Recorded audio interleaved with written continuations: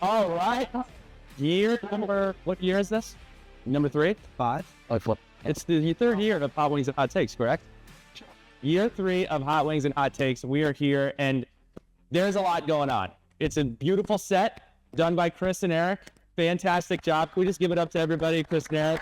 We are in this beautiful facility in Rally Pickleball. They did an unbelievable job getting us set up. So shout out to Rally Pickleball. A beautiful facility right here in, what is it, in Loso Rising? Loso Rising. We're looking at the pictures now. I mean, just a lush and incredible campus. Pickleball, indoor, outdoor, whatever you're looking for. We had the Korean wings, as you can see. They're still available on the left-hand side. Chris housed his on the right-hand side. But like a gentleman, he did use the little baby wipe to wipe off his fingernail. What's the baby means? First and foremost, we do have someone that's new to the show this time. I do want to make an introduction. Those of you may recognize him from the I Would Maybe Go to School Here draft. It was his first podcast here. He's picking up the microphone. Come on down here, Casey Hamron. What's going on? Casey, quick introduction of who you are, where you're from, and your college football affiliation, please. Yeah, absolutely. Is this working? Can we hear me? All good. Yeah, I'm Casey Hamrick, best friends with all these people here besides Bryce. No, I'm kidding.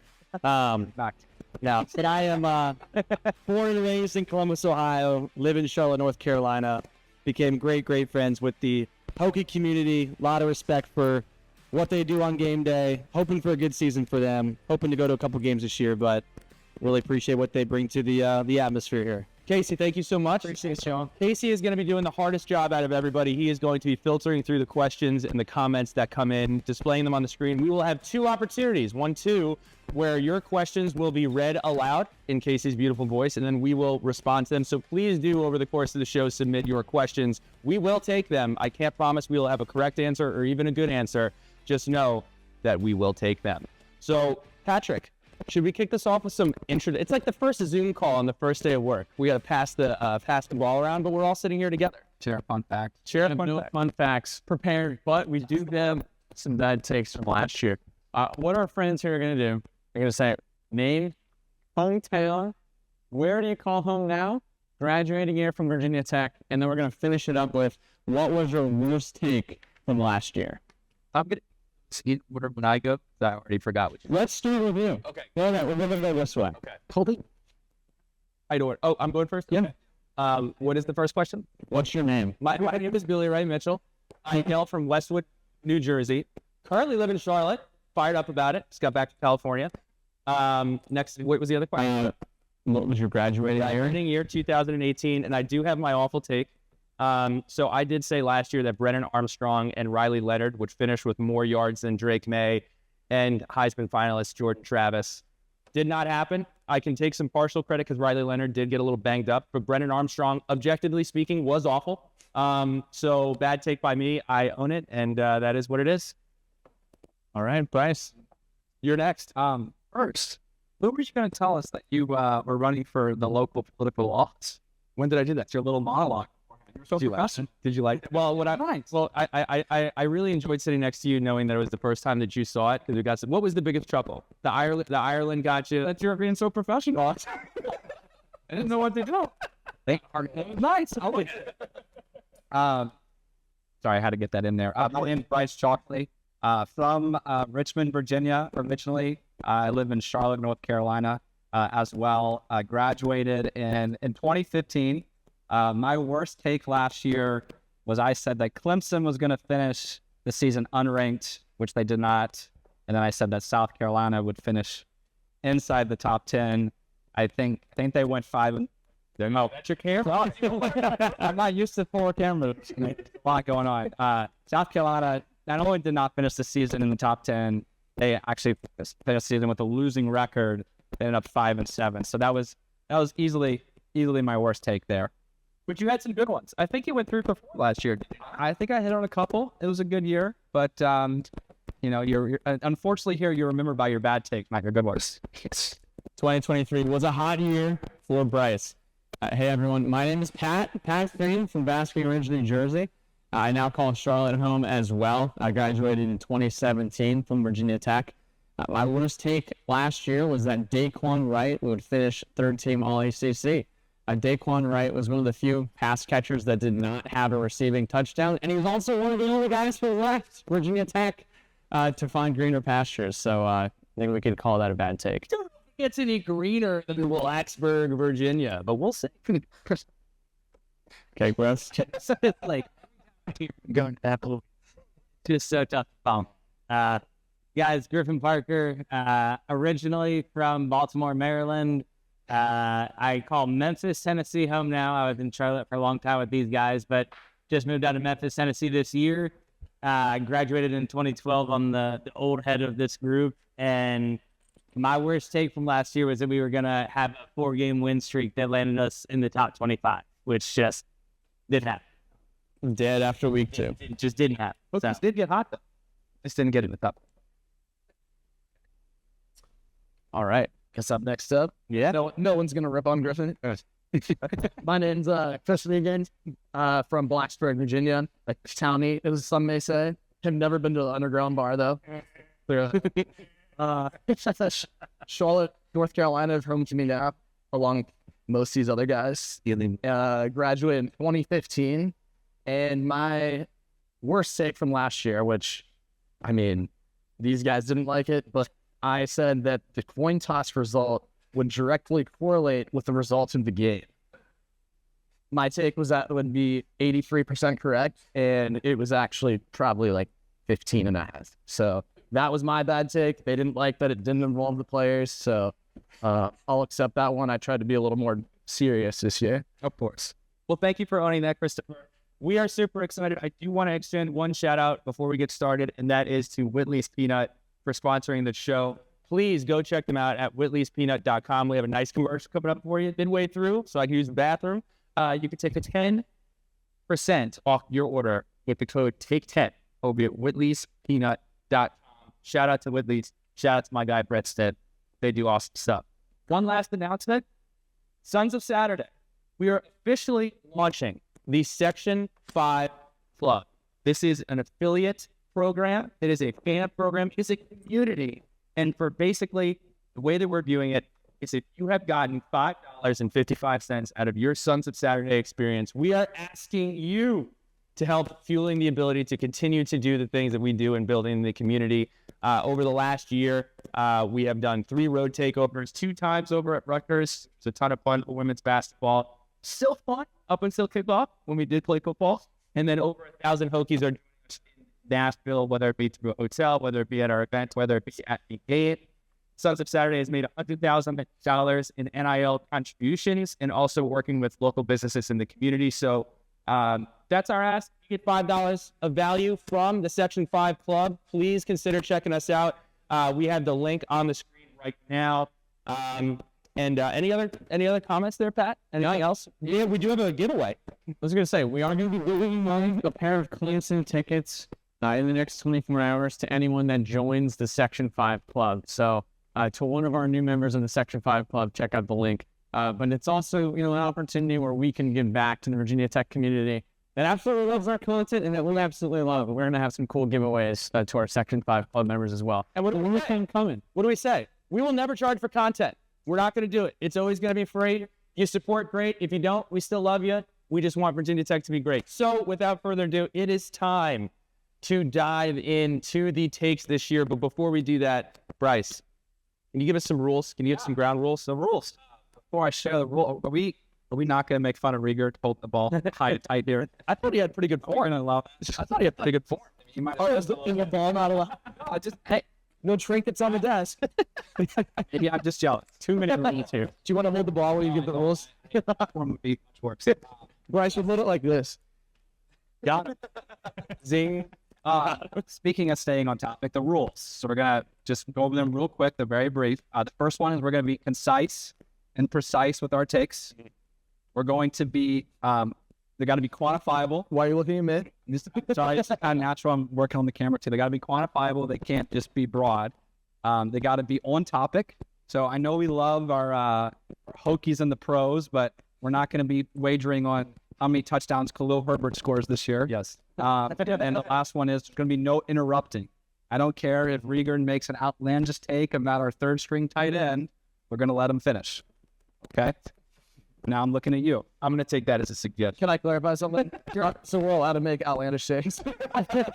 Because I had 3 reviews before I can submit my takes. He did have to go through a screening process. Yeah, you were alone in that, for the record. But yes, that's not one of the rules.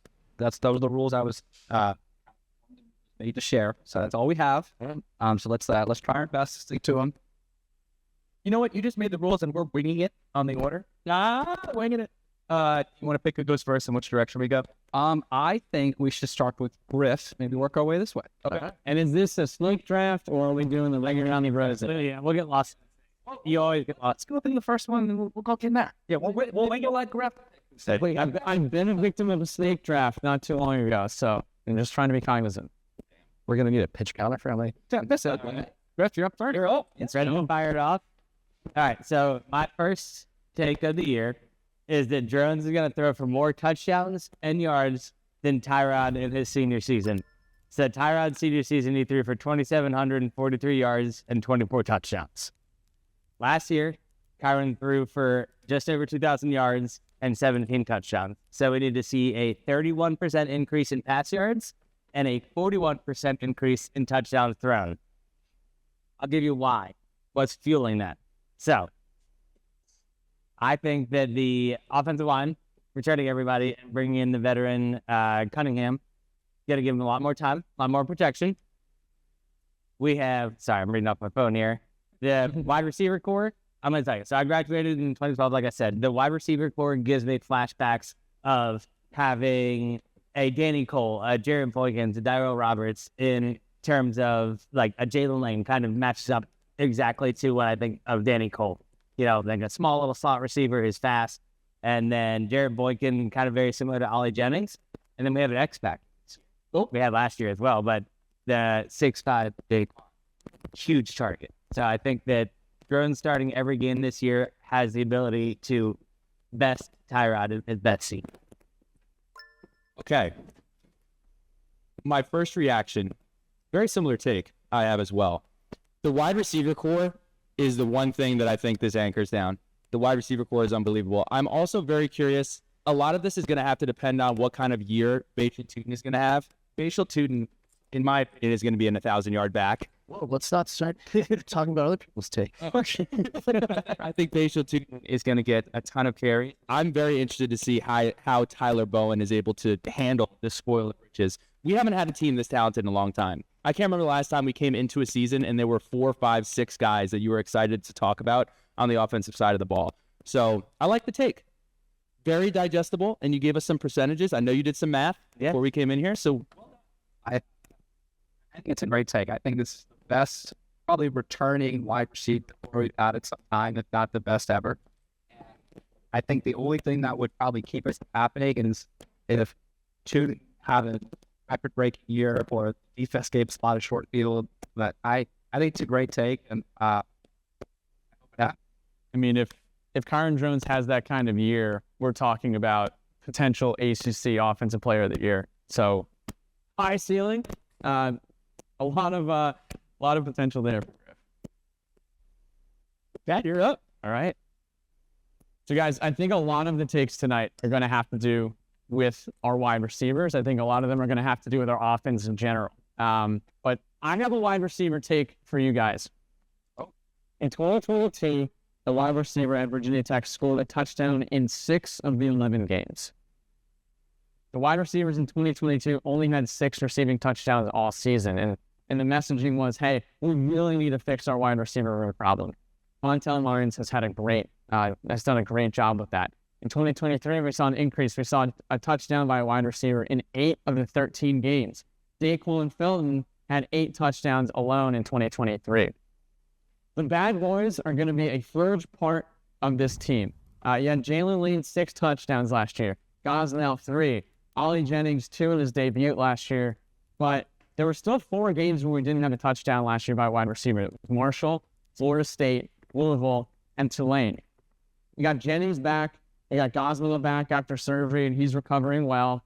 People are talking a lot about Aiden Green. My take is that the wide receiver core will score a touchdown in every single game this season. Los puntos for the Virginia Tech Hokies, if that's the case. Mucho puntos. Mucho puntos. The one thing, I don't want to get too far away from the take. We could see rain in Nashville on Saturday. That has been talked about. We have seen a poncho effect in several football games. I expect the Hokies to be explosive through the air. And it's not just throwing the ball up to Daquan Felton on the 9-yard line. He can score from far. Not to steal Lane Kiffinism there, but I like the take as well. I like the take a lot. I think it's a really creative take. I actually am now wondering how many teams achieve that in a season. Because you would think like, oh, it happened a bunch of the teams that are really good, but like the Tulane game, we scored a lot of points. It didn't happen. Like I'm surprised when you said that. I know the weather was bad, right? So the fun fact about the Tulane game is that, it seemed like we just kept scoring points. 2 of those touchdowns were passing touchdowns, but it was Benji Gosnell and it was Harrison St. Germain. So 2 of our tight ends scored. I saw Ox commented that this is an unprecedented, I'm having trouble getting words out. Wide receiver core from Virginia Tech since the Beamer days. The depth of this wide receiver room is insane.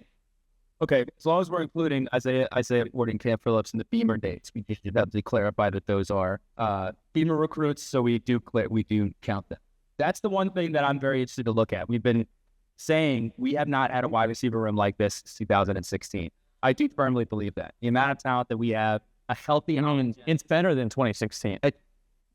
Look at how deep it is. We will see. I think that's a hot take in itself. Look at how deep the room is. That's a hot take in itself. This wide receiver room is better than the 2016 wide receiver room. We should have that as a bonus pick. Okay. Right. That's not quantifiable. Well, it could be. Yeah, you just look at the stats. How many touchdowns, how many yards? Yeah, that's fair. Am I up? It's you. Yes. So far we've only talked about the quarterback play. We've talked about the wide receiver room. I want to switch gears to our guy Bashil Tootin. Okay. So last year, I did it wrong. Is Bashil? I pronounced it wrong again. I struggled. Bashil Tootin. There you go. Did I get it? Okay. I apologize. So last year, he was a dominating force on the offense in the last 6 or 7 games. I think he ended up with around 800 some yards, 10 total touchdowns. My hot take is that he scores 20 rushing touchdowns. Dang. So I've looked it up. The little Hokie history, 20. 2-0. Well, at least 20. 2-0. So it's happened. At least 20. Only 3 guys, Tech history, have done it in a season. Lee Suggs did it twice. Kevin Jones did it. And then most recently, Ryan Williams did it in 2009. 21 touchdowns for the guy. So I think the one thing that could affect those numbers is how much we run Kyron Drones near the goal line. He scored 5 times last year. That obviously can cannibalize some of his rushing touchdowns. But being that Drones is so important to the offense, and we're going to need him to make a deep run, I think they might lean on the running game a little more close to the goal line, and I think Tootin's going to really rack up those touchdowns. So my hot take again is 20+ rushing touchdowns for Tootin. Wow. That also includes not scoring from far. The Hokies are going to have to get inside the yard line and finish drives. I mean, they did do a great job last year, which we had not seen in a while, is finishing drives with 7 points. But wow, 20 touchdowns, 20+, yeah. Hokies are going to score a lot of points. These hot takes are on point. And definitely bullish on the offense this year. Our takes are very close together, so I'm going to go ahead and address. Do you think he will lead the ACC in touchdowns? Like total touchdowns? Let's say rushing touchdowns. Certainly possible. I mean, he to me, he's going to be the workhorse. I mean, I know we're going to have other running backs that come in. We have a lot of weapons. I think he's definitely going to be option probably 1 and 2 on the running game. So I think it's certainly possible. I don't know enough about the other running backs in the room or what other offenses look like, but he's going to be up there. I think he was very close to the top last year. So with 10, yeah. So 20 will be leading. Then I guess my take is saying yes. Yeah. Let's run with it then. Yeah. I love that take. We know we're having some audio issues. We're going to work through those. We're going to take a quick break, guys. So hang with us. We're just going to be back in probably 5 minutes here, having some audio issues. Thank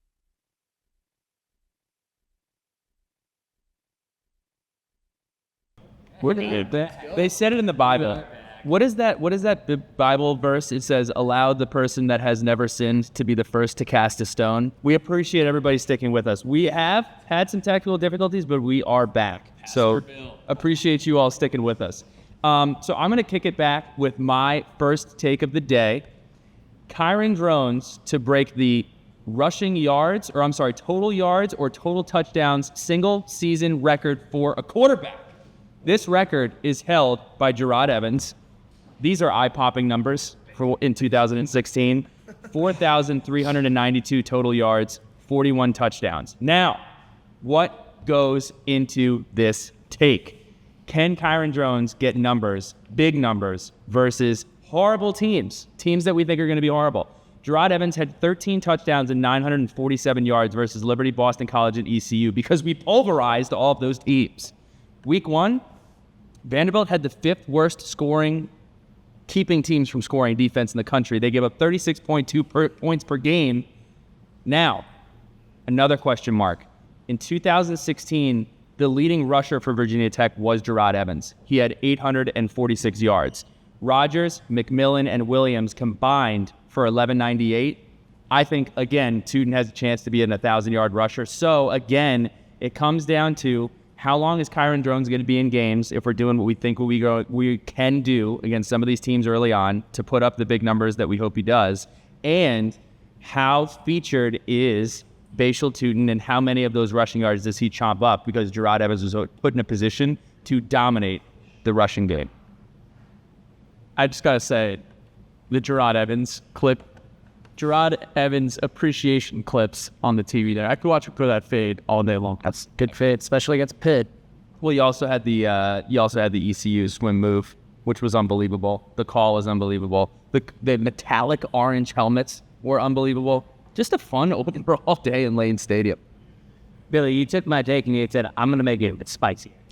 Basically the same thing, well, but just a little spicy. Just so you guys know, Bryce is already kind of, not taking one of my takes, just he got there first. And then my next take is also about Kyron Drones. Okay. So we can, I'll make it a little spicier then. That's fine. Might as well hand him the Heisman now.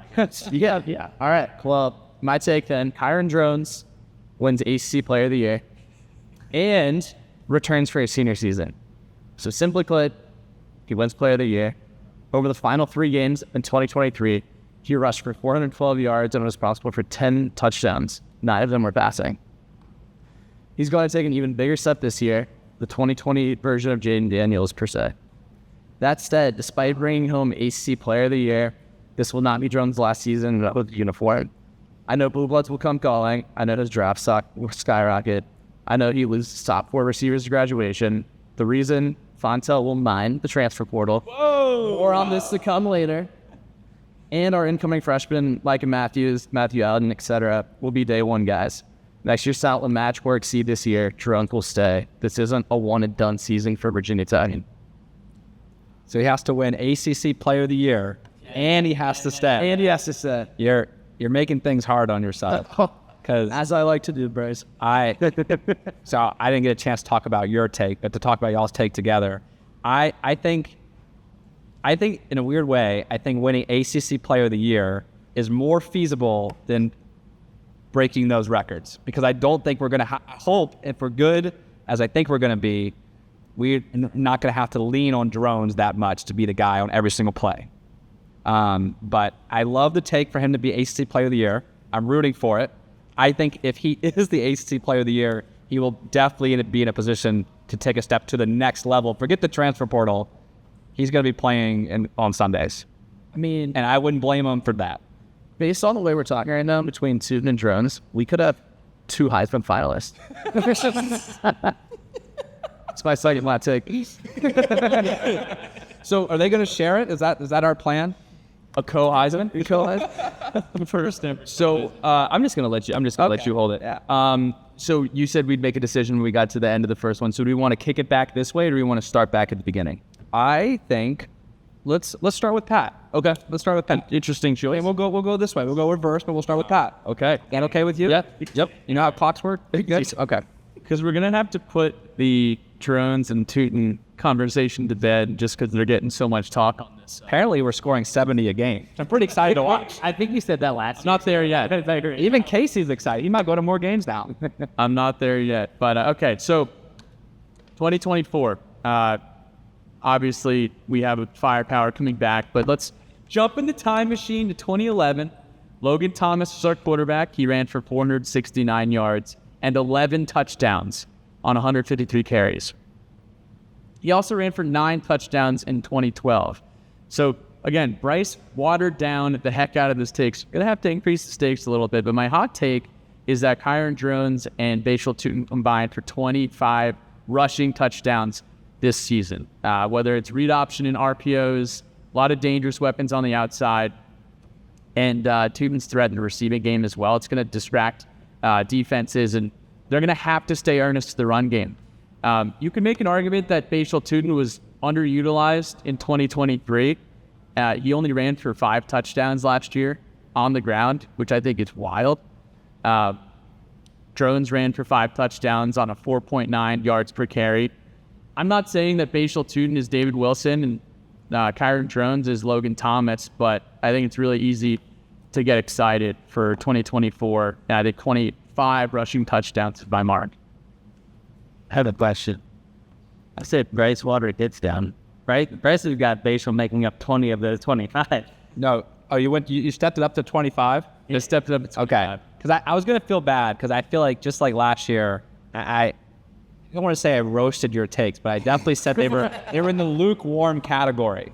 25 is a bigger number because I think last year they combined for 15. Mm-hmm. So your original take of 20 was saying they were going to have 5 more total. I think 25 would be a big number, but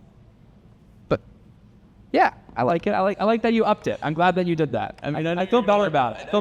Your take, if it's the same thing plus 5 with another guy who is winning the Heisman Trophy. 2 finalists and coming back. And coming back is actually Griff? Yeah? Let's flip it over to the defense. I was about to say, we've gone through a bunch of takes. There's 11 other guys on this team. There's a defense that's coming back that's pretty stout. Okay, so my next take is that Virginia Tech gives up less than 130 yards on the ground over our opening 4 games, our non-conference play. Combined? 130 yards per game. Okay. Yeah. So last year we gave us 214 to Marshall.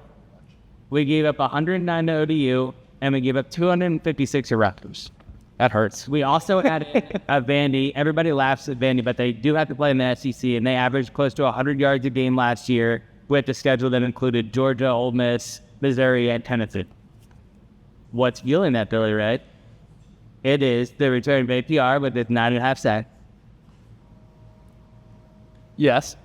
It's also the Peebles is going to be huge, and I think Sam Brumfield is also going to have a pretty awesome year.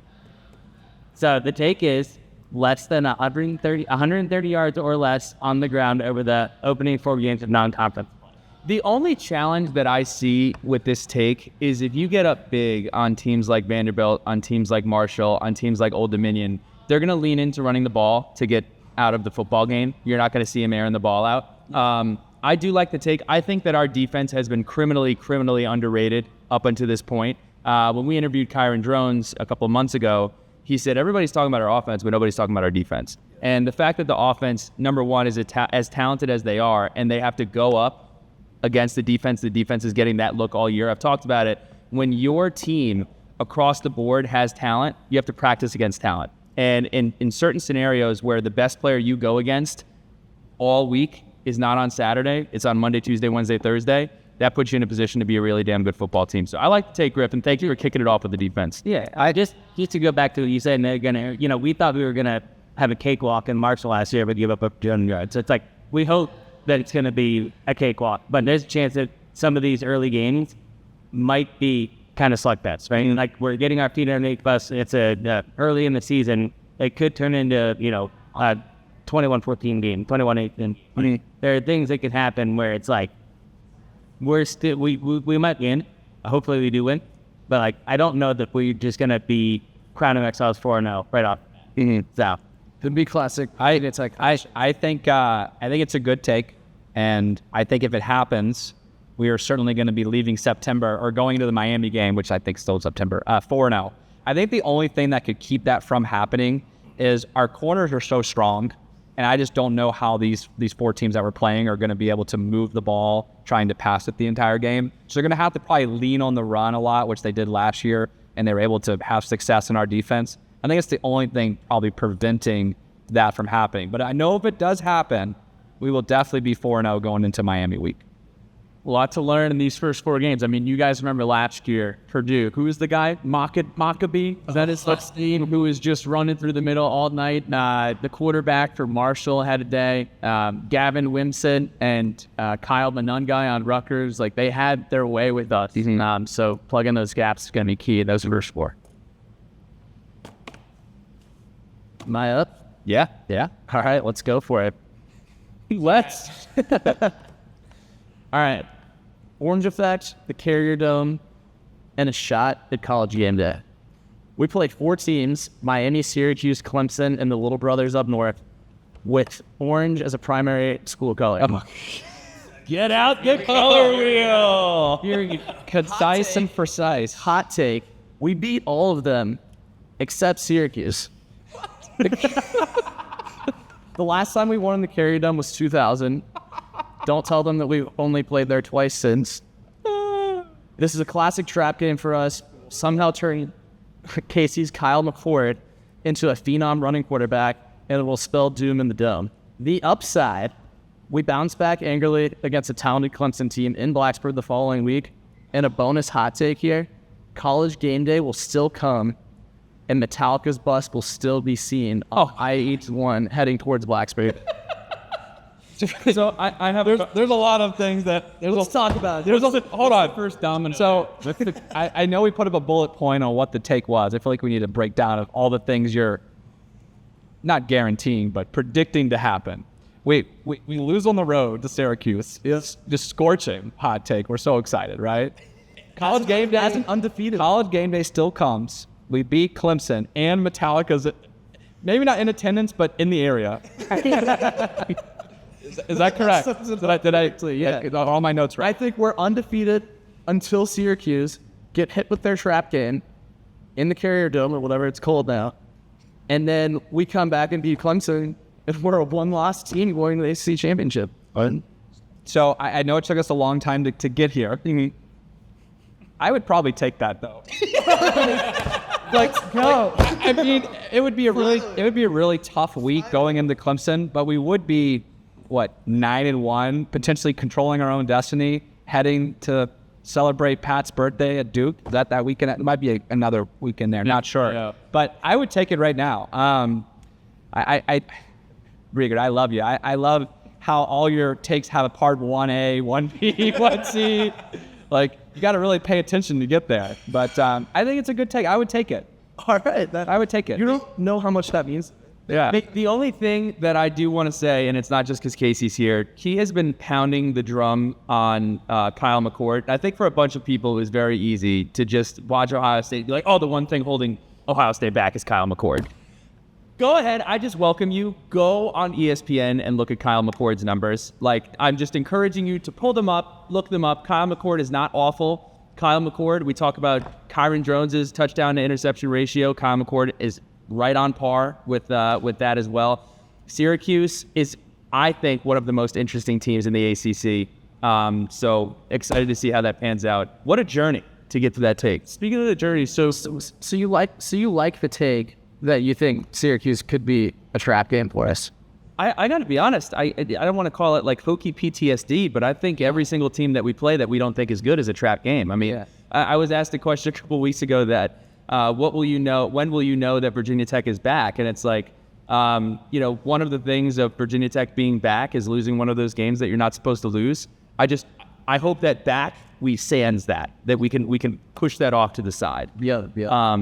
It's called the JMA Wireless Dome, by the way. JMA Wireless is a local Syracuse telecommunications company. For those at home who did not know, they're this state, central New York region. But I did text my buddy the other day, who is a Wisconsin guy, and I said, hey, what's up with Kyle McCord? Because my guy Billy Ray loves to talk about his stats. And he said, Did your boy Billy Ray watch any of Kyle McCord's games? He had decent numbers with some of the best wide receivers in America. If you actually watched him play, I doubt he's a top 5 quarterback in the conference. What do you got to say? Real quick, because we actually have an expert on the. He's watched every Kyle McCord game last year, so just in real time, can you respond to that? Ohio State recently has had a deep history of really, really great college quarterbacks that have come through. Kyle McCord was the first one in a long time where there were question marks, and all he did was take us to an almost undefeated season, 6-point loss to the national champions. And he gets ran out of town because for some reason he doesn't look good when he's throwing his football. It's a team game. We're talking about a lot of different things here. I'm just saying, to Chris's point, be careful walking into a very experienced Kyle McCord quarterback because he's got a full Big Ten season, no matter how we like to say the Big Ten's terrible or not, Bryce. But he's got a lot of experience under his belt winning football games in Big Top. Hey, I'll let my guy Rocco know that because we'll see it. That's why they play the games. And as Mark Packer did say on College Football Monday with Too Deep on Monday, that dome does get crazy up there in Syracuse. I mean, he got a huge step back in the talent pool that he has available. That's true. Like, a huge. And like, think about it. If we're undefeated going into Syracuse, they're gonna be like all over us. But then we'll be bad and beat Clemson. College Game Day will be there, and Metallica will almost play, and we'll be great. Are we ready for my take? I'm excited about this one. Only 5 times since joining the ACC has this happened. 2004, 2005, 2007, 2009, and 2017. I know that's a lot of numbers. It's only 5 times since we joined the ACC. You did a good job reading this. The take, Virginia Tech will have 4 or more first-team All-ACC players on this roster. I've talked about it ad nauseum. This team is so talented, so talented. We talk about the spoil of riches at wide receiver. I got to imagine one of these wide receivers makes that list.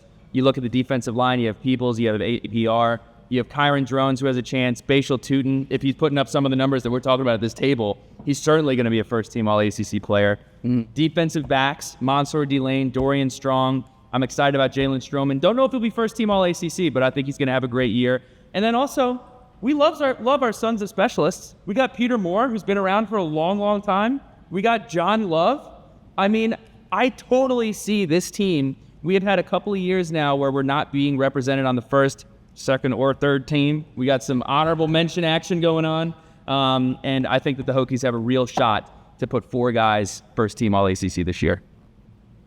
Do you realize what all those years have in common?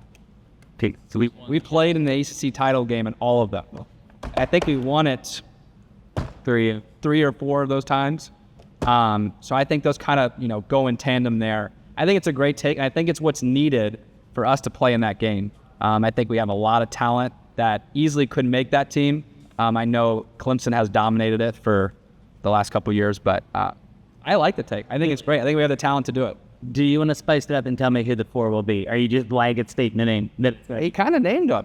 No. I'm gonna stick with the 4. I think it's hot. Is it a hot take? Rules are. Is this a hot take? I think it's a hot take. It's only happened 5 times since we've been in the take itself is Virginia Tech will have 4 or more first-team All-ACC players. And the last time it happened was which year? 2017. It was our whole defense. It's our best roster. It's our best roster since 2020. Yes. Okay, look at our roster from 2020. We had, 16 guys from that team are in the NFL right now. Yep. Or did get some burn in the NFL at some point. I totally can see it being realistic. I don't think it's the hottest take from the table tonight, but I really, really like it, and I'm really excited to track it. I think it's a hot take. I don't know. I was really. I know. I wanted to say though with Casey here, I was really excited that I didn't take the Colin McCord bait. We've had a few debates. I had a few things ready to go, but I'm. This is not about him. It's about us, and whatever JMU wireless, whatever you were talking about with Syracuse. It's about us. I'm kidding. It's about the Hokies. He was supporting my take, so I didn't want to say it. But I did want to ask him what his feelings on Kyle McCord were last November, December. As a highly emotional Ohio State fan, were you a supporter of him the entire time or no? Yeah, I wasn't ready to hang out like these. Yeah. No, okay. I appreciate that. My aunts and uncles and cousins and everyone else were probably. Yeah, they're probably like, oh, Are we going to be sending Kyle McCord a check in the mail for this? Like, he's getting a lot of airtime for a guy who apparently we're going to lose to. He don't know the Ohio State. Yeah, I'm sure he's just fine. So my second take, and Rieger kind of teased this, and I thought you were going to go this route. So I was getting a little nervous. Careful. I think Virginia Tech is going to make an appearance on College Game Day this year. I know we're really excited about it. We have the Clemson game circled. That's probably the likelihood. I think if you look at the schedule, College Game Day is not going to go. This is ice. Okay. Ice is cold. I was excited for you. No. Oh, no. How is that a cold? Was it a cold on? Virginia Tech has been a part of College Game Day twice in the last 15 years. Once was Bristol, which was a gift just because it was the largest college football game ever. And the other one was Clemson at home, and we got crushed. Yeah. So we have not been a part of College Game Day in 7 years. And if you look at the Big Ten schedule and you look at the SEC schedule, they're going to have the chance to go there every single week to those conferences. Why are you giving him the ice thing? I don't know. He said my take was bad, and you kind of interrupted, and I'm not even done yet. Back to the rules. What? But I think Virginia Tech, in summary, makes an appearance on College Game Day. I think Clemson's the most likely game, but I think if Virginia Tech's undefeated, going into Syracuse or whenever at this point in the season, maybe Georgia Tech. True. They would love an excuse to be in Blacksburg and have the Hokies on College Game Day. So that's my hot take. Bryce, did you want to add one more game to that list? Because I know you did point it out to me when we were at Selwyn a few weeks ago. So I think this one's a little different, but if you look at week 3 of the schedule, there's not that many marquee matchups, let's call them. Rutgers comes to town, or it's week 3 or week 4? Week 4. 21st. There's not that many marquee matchups. If Rutgers is most likely going to be undefeated, hopefully Virginia Tech is undefeated. They both could be ranked. It could be a nice chance to mix it up and head to Blacksburg. Yeah. I want to ask the panel a question. If it's not the Clemson game, what game do you think has a chance to be a college? I just went through it. While you were He said the Rutgers game, but I think Georgia Tech. I think Georgia Tech. I think Syracuse is possible. Imagine us 7 or 8-0, and Syracuse has a pulse, maybe 5-2. Why not? They're not going to go to SEC country every single week. That's not the best way to have the largest audience. I would be mad if they went to Syracuse for our game. I was going to say that. Don't come back. Yeah, sure. And then they beat us, and then I'm just saying, like, we also need Clemson to do well too. I think there's a lot more than just one game where it's a possibility. yeah. Bryce, no, totally. They came up for that Clemson game? No, that was in 2017. Just finished. We'd all graduated except Billy Red. I was at a wedding on the 2017 Clemson game, and I missed my first home game in 11 years. I don't care. Pat. Wow, I care. I want to get that was Christian. Pat, this is why Billy asked to sit next to me. It's just like only did, but that's his first one. You want to make fun of my take? Do you need? No. It's a fine take. You already did it. His brain is still processing that you already covered his question, but he was waiting to ask for 5 minutes. So there's that. Which weird way do you want to go for round 3? Yeah, I was gonna say, why don't we, Billy? Why don't we start with you?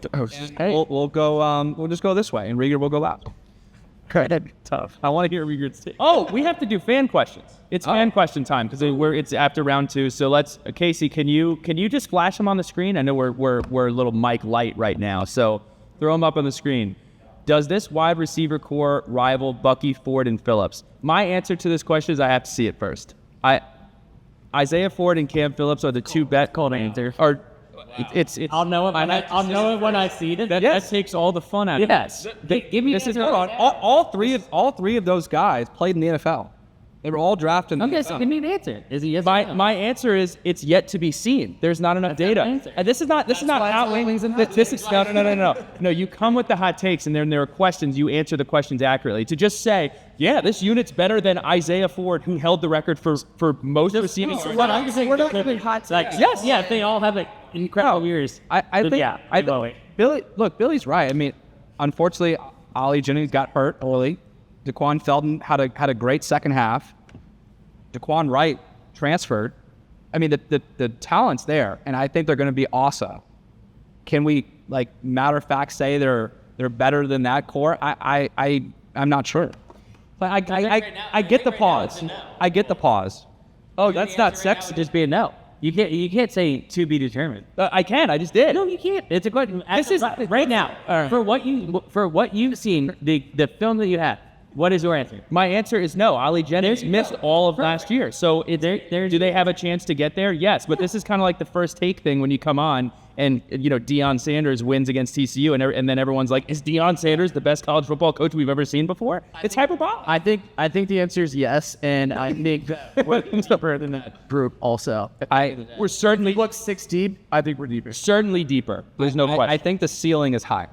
But I know that sounds like a political answer. Well, like that. We talk about at 4. Is there potential for what the cup or more bleed? Can you repeat that? This thing here.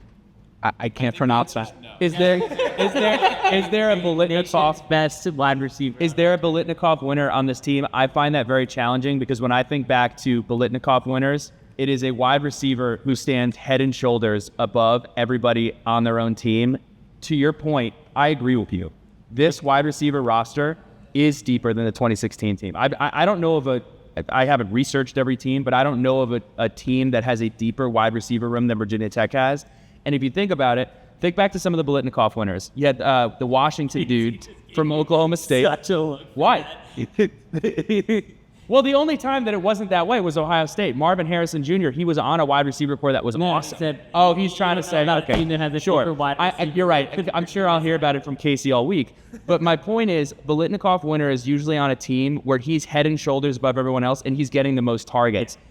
Kyron Drones is in a position where he can spread the sugar all over the place. So you're not going to get eye-popping numbers from one guy and everybody else is taking a backseat, in my opinion. That's why I'm hesitant to say there's a blitz. No, I fully. Especially with the team that could be so run dominant as well. Brent Pry wants to run the football. He says it all the time. And if we have 2 Heisman finalists already, I cannot see us having. We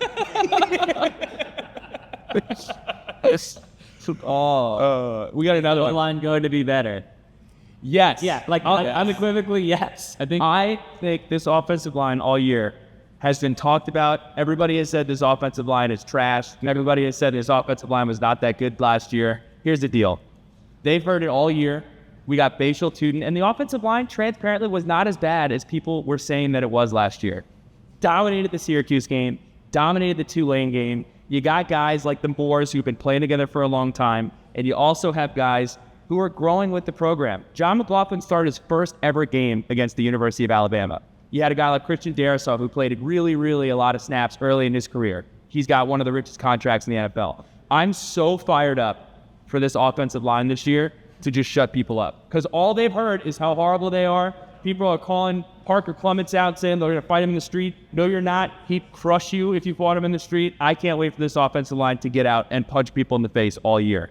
And book it. I do think, was it on College Game Day or maybe Pat McAfee showed, someone was giving them credit for having so many returning offensive linemen, saying it's deeper than last year. They were like actually giving offensive line the credit that I think they do deserve. I'm going to pay some Virginia Tech to win the ACC this year. I think we underestimate how important it is having an offensive line that has experience playing together. Like, look at Georgia Tech last week. They were talking about how they were returning 4 starters, and they look great. I also completely agree with Billy. Once the offense kind of got going, and Tuden was running the ball, we were actually had a running game. We looked pretty good. Like, it's hard to have a great offensive line when you don't have a great offense. And once they were clicking, I agree. I know that sounds silly, but I think like they got all the wrath, and I don't think that was fair. They got better every single game. And by the end of the year, we weren't really even talking about it. It's just been a topic for so long because we haven't had a great running game. And I think since we do, it takes a lot of pressure off those guys. And I think they are, to answer the viewer's question, they are going to be better. Do we have any other questions? We got another one. What player that is riding the bench would end up starting at the end of the year? You? Don't say Bob Watson. Oh, I was going to say Bob Watson again like an idiot. Yeah, I won't. I'm not saying my I mean, I don't know if he's going to jump who's in front of him, but a guy who I love, I talked about him last year, is Caleb Woodson. I think he's listed as the backup now, the star position, but our guy looks great in pads. He's huge. Like, I thought he played really well last year. I think he takes a big step this year, but I think the secondary is also kind of deep. It's going to be hard to say, oh, this guy is going to start every single play, but I think he's certainly somebody who could. I think another person is maybe Dante Lovett. I think it's tough because he plays corner, right? And he's behind 2 of the 5 best corners in the ACC. But I think he's going to play a lot this year. And you need that depth. Like, people get banged up all the time. And if you're a team that's expecting to win 10, 11 games, you can't just have one guy at one position. So I think those are kind of 2 guys, maybe like a Mose Phillips, who might even already be the starter.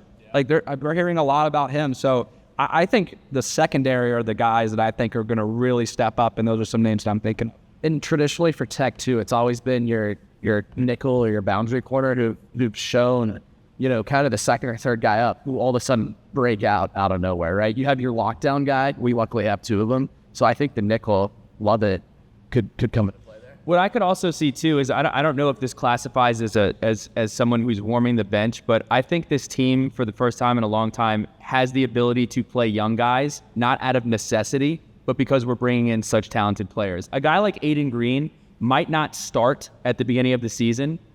He may. I know it's a position battle that's been going on.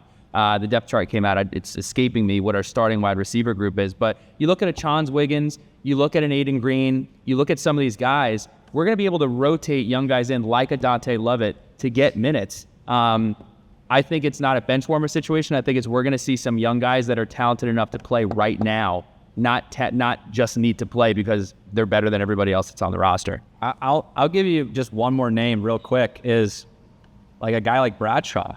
I mean, every time he touched the ball last year, he was explosive. Like, he looked like he could score. I would love to see him get more touches. Obviously, it's going to be hard to spread it out with 2 Heisman finalists. But 20. I mean, yeah, but he was explosive. Every time he was in the open field, like, he was making things happen. He's a guy I could see make another big jump. Can I say a name I think we're all forgetting about? Jeremiah Coney. Malachi Thomas. Yeah. I was waiting for it. Malachi Thomas is a guy at the end of the Fuente era. People were like, this guy is going to be a damn good back. And a Bashal Tootin walks in, and I think Malachi Thomas, look, Tootin, we're all saying he's going to rush for 300 yards. He's going to have 50 carries a game. It's completely unrealistic to expect that. I think Malachi Thomas, as your second featured back, can be an awesome, awesome change of pace. He has a completely different running style than Bashal Tootin. Yep. So I think we actually stumbled upon some good answers. I'm just glad to see some 2-back sets. I mean, there's also Jeremiah Coney and Tyler Mason, too, who are behind Malachi Thomas, who are also young, talented dudes that we could play in the fourth quarter, and they're going to be scoring some touchdowns this year. You're going to be like, oh, I remember Pat talking about that guy on Hot Wings. It's week 5, and, maybe he's scoring a garbage time touchdown against Miami. Let me give you one more. Our guy Schlee. Is there going to be a package for him, or will we have to come knocking and ask him to step in and make some plays? I don't know. We'll see. I'm glad that you knocked on the table. Otherwise, I wouldn't have known what that meant. But it's fun to talk about depth. I feel like we haven't talked about it in a while, so I love that question. This one's for you. Jaden Keller, under or over 65 tackles? Whoa. I don't want to hold that. I kind of hope it's the under, because and the reason why I say that is I don't know what our defensive line's tackle numbers have been lately, but I'm kind of hoping guys don't get to the second level. I kind of hope our defensive line is possibly our second strongest unit, maybe. I don't know. They look great. They got a lot of guys returning. I know they got a couple great transfers. I say under because I hope he doesn't need to make a lot of tackles. So you're saying a safety is not going to lead the team in tackles in any game this year? You know what we call that? That's not what I said. Our best sign at the end of the season of how our defense performed is if from field leads the team in tackles, in my opinion. if you're middle linebacker, if you're Mike linebacker, leads the team in tackles and everything being funneled to him, I think that's good news. Any more questions? Do we have any more? Any hot takes on crowd for Saturday? Percentage of Hokies versus Vanderbilt. Before I read the rest of the question, I do just want to say, leave this up here, Chris and Eric, because I'm going to get to the second half of the question. 10,000. A lot of people were upset that we put out white T-shirts. I do want to remind everybody it's going to be very hot. You can wear maroon, you can wear orange. We were not telling people what to wear. We were simply offering an option. But we did put out maroon and orange options. But the rest of the take, stadium capacity this year is just under 29,000. Vandy season ticket holders sold out. Not public how many they sold. My best guess is 10K, so more Virginia Tech. First of all, Vanderbilt season tickets sold out so that they can resell them to the teams that are visiting. So if I live in Nashville, I'm going to buy Vanderbilt season tickets. I'm not going to go to the game, but I am going to sell it to, Tommy from Tuscaloosa when he comes in to watch Alabama beat the hell out of Vanderbilt. So that's why they sold out their season ticket limits. No, that's just a fact. That's a stone cold fact, brother. All right. I do expect Virginia Tech to occupy. Look, it's a season opener. It's the home opener. I don't want to be completely disrespectful to Vanderbilt, but I do think it's going to be in the 50 to 60% range at minimum for Virginia Tech fans. And I mean, we have given out 1,000 tickets, so that's 10% of what we're hoping for in this take. So we haven't given them out, by the way. They're not free. But I will say I do think that we'll have over 10,000 fans. I think That's collected. I think we have to hit over 10,000. I mean, this is the closest thing to a preseason bowl game that we've had in a really long time. Any more? Let's talk about it. By the way. Are you gonna read it? That's my wife. She said, "What are we making for the tailgate?" Well, when we make it up from Memphis, we'll have to do it up big. What do you think? Let's That's do burgers. that's the bad answer. Sourdough. I don't. I don't know. On the sourdough. Give us some sourdough. Did y'all not see the cinnamon roll cake or something that she made? I did not see days ago. You guys are not doing your homework for this. That looked fantastic, Maddie, and that's my Hot tip. Do you think that's the best thing she makes? I don't think I'm equipped to answer that question. What a great. Is that the best thing she? I know what she. been in the kitchen. No, I know what she made a couple nights ago looked fantastic. That's all I'm highlighting. He won't give me the mic back, but I'll just say it. Chris is out here saying, "Hey, is Bryce right about the best meal that your wife makes? Is that actually it?" Maddie, if you want to send a menu to the guys and we can, thumb through it and pick one, sure. But I'm just highlighting one thing that looked great. Billy Ray will eat it, even if it's on the floor. Any other questions? No more? We're going to kick it to a commercial from our friends from Whitley's Peanut.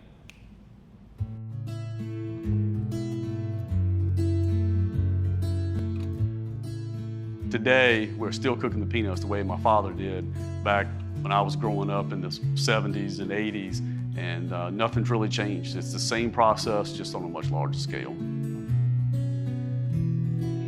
The term home cooked is literally how we started the company. I mean, this little building we're sitting in now, the retail store, looks like a home from the outside.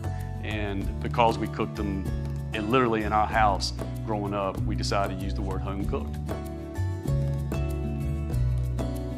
My dad was actually a banker. So in 1974, he was asked to join this peanut company that we had in Franklin by another gentleman. By the way, his last name was Whitley, and that's how we got the name. It was called Whitley Peanut Company back home, and we decided to use the name Whitley instead of Smith's, who owned the company. 1986, we opened the Williamsburg store in 1989, and then we went several years before we opened a third retail store up, which is our current Richmond location. But when we started getting more involved in other parts of the industry, whether it was fundraising, wholesale, things like that, it started to grow, and it started to grow tremendously. We decided, let's expand, let's add more people, let's add more employees, and then at that point we knew that, hey, I think we've got a successful business here. It's a great company to work for. Very family-oriented, proud of the product, and proud of what I do. Well, it's just like family. I mean, we work as a team, and keeps me happy. I love coming to work every day. I don't miss time from work. The difference in our product and a lot of the other product that you may see out there, especially in the grocery stores, just the right amount of salt, the right amount of handling of the product, because when you receive a tin of Whitley's peanuts, you want to make sure that you have a lot of whole peanuts in there. The best peanut you can ever eat. Customers will tell you a lot, right? Whether it's mail order customers or people walking through the door, and they'll tell you the good and the bad. So when you start getting a lot of positive feedback from customers, you're like, maybe we are on to something. Mail order business is still primarily our bread and butter. So I believe that the customers trust us because of the consistent product that we have. They're always going to have a product that should never waver from what they got from the previous time. They also know that they're going to have fair pricing. They love the samples that we offer, and they just feel like that it's a great environment when they walk into it. It's something that they will support all the time. I believe that my dad would say, job well done. It takes a lot of effort, and it will always take a lot of effort. But one thing that he instilled in us was hard work. And I'm sure that if he was looking down right now, he would say that, again, job well done. I believe that if we continue to do the same thing that we've always done with a consistent product, have great employees, have a great following from our customers, that we will be here for years to come.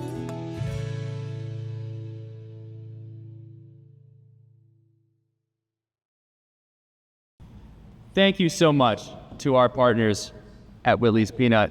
Again, that's take 10 for 10% off of your order. And I want to say, this table's a little bit cleaner. You may notice some beers have been thrown away. Table's been cleaned up. She's not on camera. She's over here. Her name's Hannah Hamrick. She is the wonderful wife of Casey Hamrick. And she just released a book. It's called Summertime Friends. Available on Amazon. Please check it out if you're into romance novels. That's where you should go. So, here we go. Take number 3 for Virginia Tech. This one's a doozy. Virginia Tech is going to play in 4 sellouts to start the year. And then they will not play in front of a sold-out crowd away from home the rest of the year. Let's talk about it.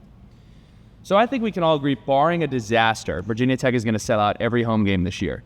We had a streak of home game sellouts. I think it was up until 2014, 2015. We sold out every single game and then kind of tailed off. Losing games will do that. But the first 4 games you play at Vanderbilt, we're going to fill their stadium. You're welcome. We're then going to go to Marshall. They're going to fill up their stadium because they did beat us last year. And it's an in-state rivalry, and I think Hokies will travel well. And then we go to ODU. Billy, Marshall's at home. Oh, okay. Well, we'll sell that game out too. Then we head to ODU. That will be sold out. You got the gif of the guy doing the chokies thing. Got it.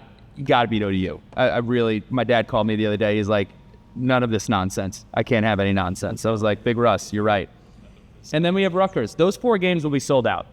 That you can take that to the bank. So let's dive into some of these road games that I don't believe will be sold out. Wait, what kind of games? Ooh, games. So we play Miami on 9/27, and everyone's like, dude, 9/27, it's going to be 2 really good teams. That game will be sold out. Not so fast, Lee Corso voice. The 2017 game between number 13, Virginia Tech, and 10, Miami, in November was not sold out. They could not sell out that game. This game is on a Friday night.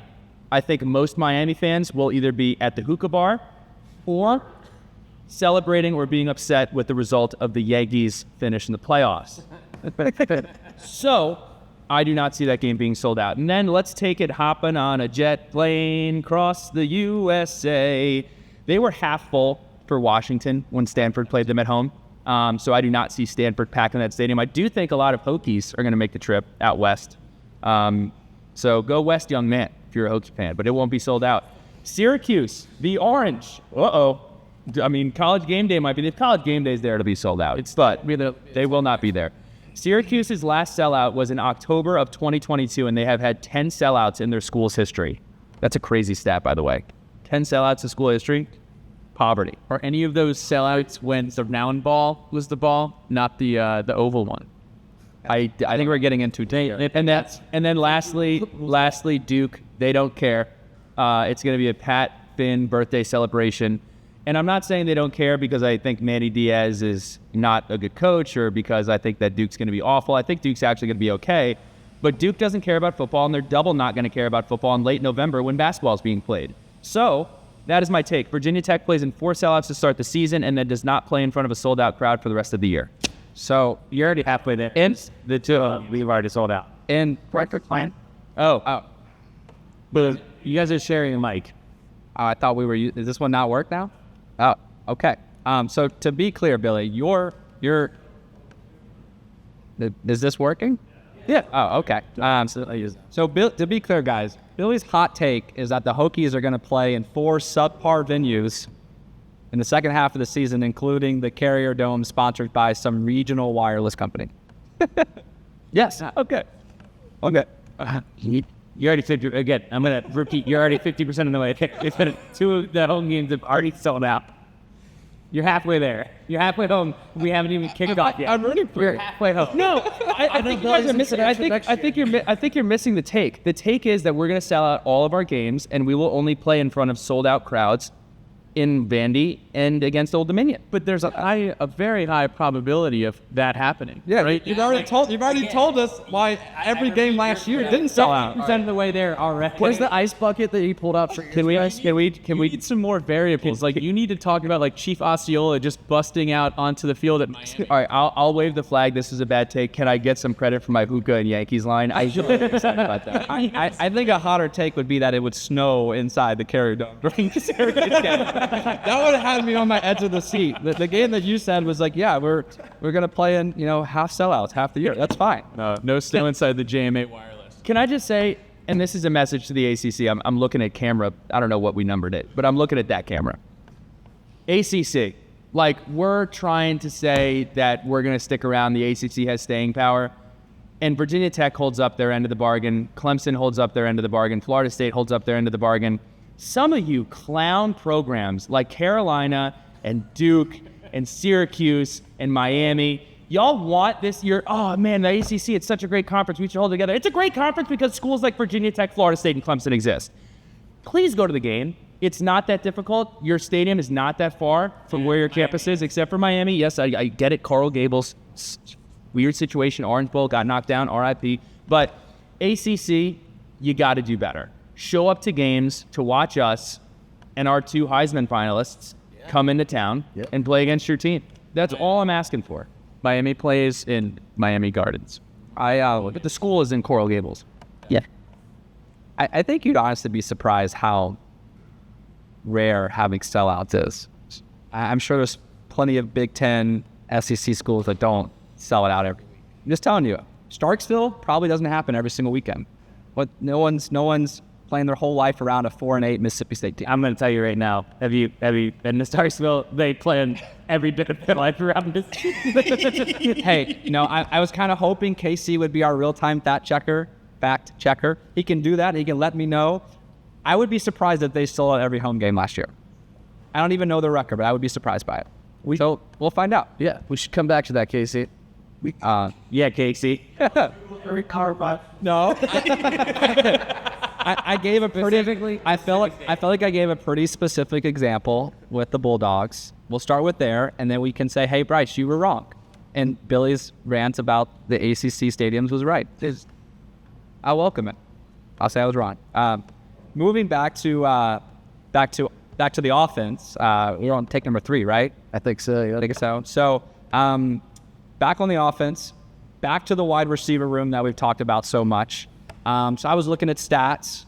This has happened one time. Actually, sorry, it's happened twice, but only one player has achieved this stat in a season at Virginia Tech. Isaiah Ford had back-to-back 1,000-yard seasons. My hot take is that a wide receiver this year on Virginia Tech's team has a 1,000-yard season as the second Virginia Tech player to do so. Wow. And it could be, and I think, based on last year's numbers, Daquan Felton was probably in the driver's seat for that. I think he had about 100 yards in his first 3 games and 0 yards against Tulane and still had almost 700 yards in the season. So my hot take is that a Virginia Tech wide receiver, 1,000-plus yard season. again, the most challenging thing with some of these takes, I love your take. I think it's a hot take. I think it's a good take. The most challenging thing is going to be, number one, the roster breakdown, and number two, how Tyler Bowen has crafted this offense over the offseason. I'm going to say this. I said this on Boundary Corner. Tyler Bowen's growth and his overall understanding of this roster last year, it could be a 30 for 30 by itself. His ability to change the way, I don't know if it could be a 30 for 30. It could be a hokey for hokey. But We'd watch it. we would watch it. His ability to manipulate the offense and manipulate his style to fit the roster that we had was incredible. And it's a large, large reason why we finished on the high that we did. So I can't tip my cap enough to him, and I can't wait to see what's up those very large sleeves of his this season. So 1,000-yard receiver, it means that there has to be somebody that's targeted a lot. And what does that mean? That means there could be a Biletnikoff guy on this roster. We got a lot of good solo individual performances. I know the bad boys operate well as a unit, but I respect the take, guys. Also, I'm still thinking about Billy Ray saying hokey for hokey instead of 30 for 30. Kind of like that. It kind of works. I also have a personal goal that I just thought of. I want to learn how to pronounce the name of that, whatever the wide receiver award is, because I'm clueless. Well, is there like 2 X's in there? The one that really got me last year was, you remember how nervous Bryce was to pronounce Jackson Smith in Jigba last year? He must have called everybody sitting at this table. He's like, I really want to nail this. It's Njigba. I'm pretty sure I changed my take. He had fear to change the take. Unbelievable. We got a question. Can we tell that guy on the left to stop moving so much? It's really distracting. So would that be him or would that be him? Oh, me? Is it stage left? Chris, is it this left? I think it's Riegert. It's probably me. Griff, are you being restless? Well, I was Restless in I was looking Memphis. on Mississippi. Sorry, Zach. Zach, I'm sorry. He's looking up the sellout rate for every Power 5 school in the country. Oh, stop blaming me. No, I'm pretty sure we're making fun of Rieger. Okay. Well, Kyle, Okay, Casey, go ahead. if mine is white great green, hours per second. So I was thinking, Okay. I'm finally got the first swim and numbered me. Oh my gosh. And see, NC State had the highest percentage of sellout in 2023. What was it? that was for it. 247. Now they might have it. It depends. Did Kobe White write the article or did some other guy write the article? Or Casey, can you confirm where Virginia Tech was on that list and what our percentage was? Your problem is Oh. probably near percent, right? So it's like, somehow these schools have over 100%. Well, you said it, the 1.0 still, and you got that, get that at oh my. Yeah. Yeah. That was Billy. I got you. Okay. Pat, hot take time. Okay. By the way, can we just talk about how good you, Bryce, and not to be vain myself, look in the Roback apparel in their licensed launch? Shout out to our partners at Roback. Use code SUNSBT. Whoa, thumbs down. Whoa, no, thumbs up. With the Roback apparel. So, Patrick, there it is. You know, I felt kind of bad for you with thumbs down there. That was tough. Off the record. Watch. That's gonna be a good screen grab. Record, Bud Foster by a few. All right, guys. What? Dude, we're gonna talk about our offense again. Going back to 2016, Virginia Tech's offense has averaged 28.4 points per game. Best offense since 2016 was. Since 2016, can I guess? Yeah. It wasn't 2017. It's 2019. 2020. Or last, 2023. 2016. So going back to 2016, it was 2016. I thought you said, I thought we were excluding 2016. Going back to 2016, our best offense was 2016. That's awful They presentation. should have said going back to 2017. Oh, I don't know. Okay, that's tough. Okay, well, they averaged 35 points per game. Kyron Drones, as Virginia Tech's starting quarterback, and really since last year's Pitt game, we'll call it last year's Pitt game, Virginia Tech has been averaging 33.1 points per game. That would put us right up there with 2020's offense. 2020's offense was objectively awesome. Can I just say one thing on that? Yeah. They put up those numbers without padding their stats against an ECU, ODU, or bad opponent. They put up those stats against ACC opponents. I just want to clarify how impressive that is. Yeah. I just gave you some boost. From Pittsburgh onward was all ACC opponents, and including Tulane, which was technically a ranked opponent. So my take is that Virginia Tech's offense will average 34.5 points per game in 2024, which would put them right up there, slightly behind, but right up there with 2016's offense. Nice. 34.5, we did? 34.5. So slightly below 26. I have to say, I get a little bummed when the hot takes are like, hey, they're going to be the best, but slightly worse than another team. Like, I wish you would have said they're going to average 35.1, and then we all would have been fired up and like, ooh, they're going to be slightly better. But All right, would you not be happy if we were... no, I would love it. But this is not like, you know, we're not eating teriyaki wings or sweet barbecue. This is hot wings and hotter takes. These wings are... I would have... They're not hot. I think they're a little spicy. I would have loved for you to kind of stretch a little bit and said, hey, this team is going to score slightly more points on average than the best offense that we've had since 2016 and average 35 point and some change. You know what this would be like, Pat? This would be like I go to your bachelor party, and I'm like, the best bachelor party I've been to in the last 10 years was, for example, Griff's bachelor party. And then I said, you know what? This is the most fun I've had at a bachelor party. It was almost as fun as Griff's. That's kind of what that take. It's like this is the greatest bachelor party I've been to for a Finn. Oh wait, Brian was also. But I'm having a great time. Of course we want Billy to have a great time. We want him to have the best time. That's what we want. Oh, man, delivery is... Shout out, Brian. Hope you're watching. All right. Hopefully we get there. All right. This is a two-parter. Oh, I like it already. So, the Hokies will beat Clemson for the first time since 2007, landing them a spot in the ACC championship game against SMU. Wow. That was a hot take. Did you watch SMU last week? Yes, that's why it's a hot take. Yeah, you understand? What they're gonna play the best team in the ACC. They also think the hot takes. The hot take is that SMU is gonna kick in the doors, and in their first year, they're going to make the ACC championship. Give me Griffin. It's a hot take. And to be fair, the last time we won the ACC championship, we lost to James Madison week 2. So you can't just say just because they didn't play great to start, they have no chance to be great. Did they win the game? They did not. No. We saw SMU. They didn't play very well. They got the dub. And Yeah, that's right. Virginia Tech last year, week 2, was a lot different than Virginia Tech week 9, week 10, week 11. So the reason we have a pretty favorable ACC schedule. I would say so. I think that we need to go 3-1 against the following 4 teams: Miami, Georgia Tech, Syracuse, and Clemson. I think that if we go 3-1 in that stretch of those 4 opponents, we make the ACC championship.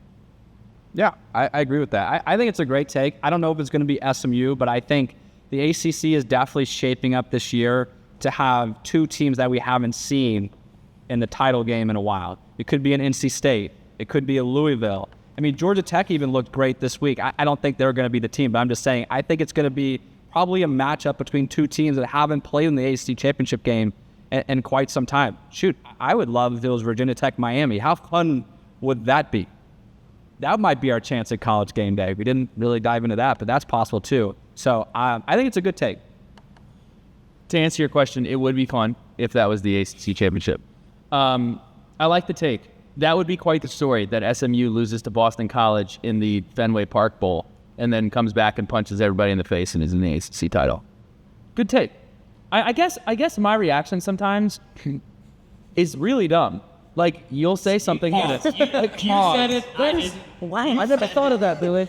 I think that's really dumb. Like, you'll say something, and then I get mad about the part that makes it a hot take. Like, why do you actually believe that? It's my life. How much did Rieger like there was a part 1 and part A? Part 1A and part 1. I love that. I think you already agreed.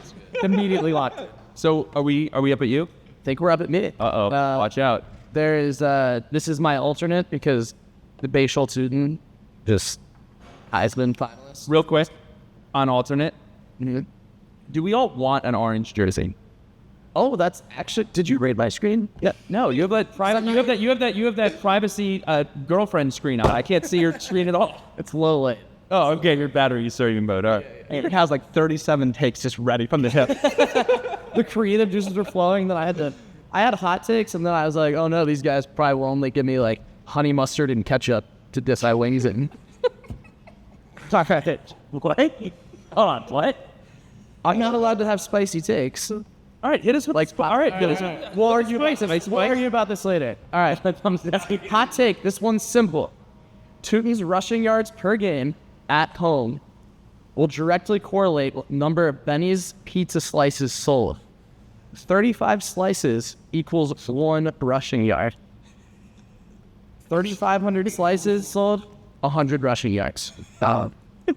Did you like pull 16 slices? That Do you want to know what I did? I called Benny's at 11 a.m. on a Saturday morning about a month ago. Yeah.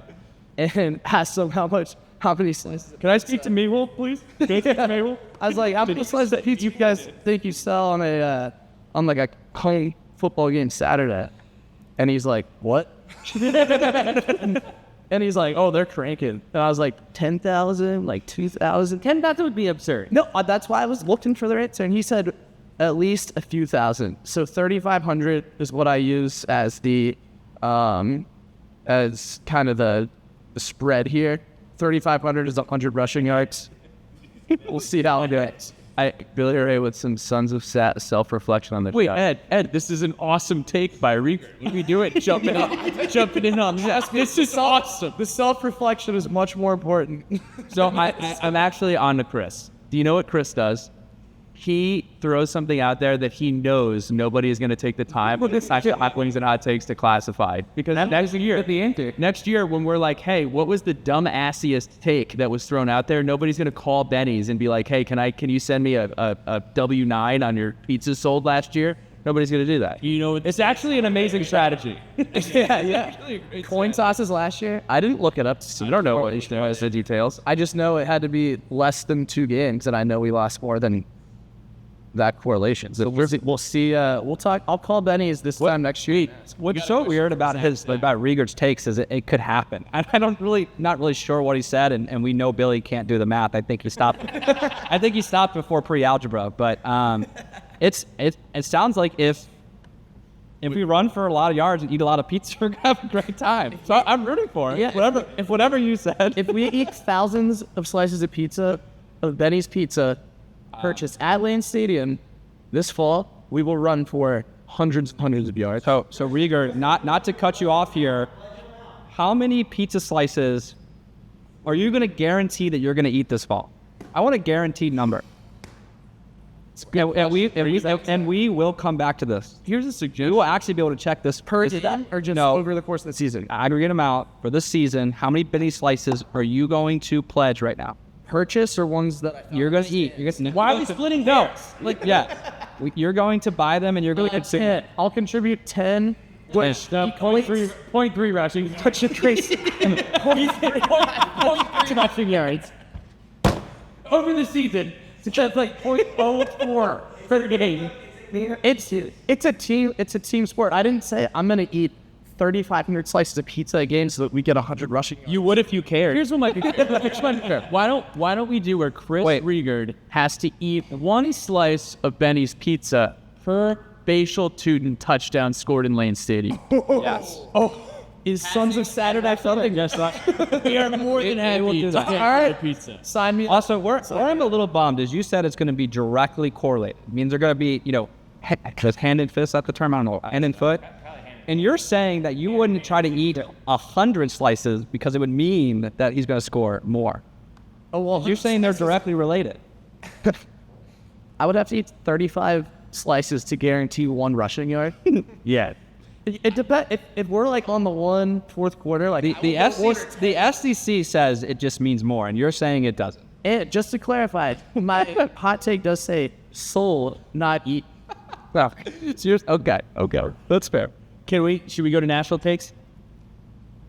It's time. You're doing this. It's national take. No, national. Enunciate. I think we should go Rieger and go this way. And go right to left. All right. I'm starting a little spicy. All right. Hold on, let me pull up my document. It's got a different tab. Why you want a private browser?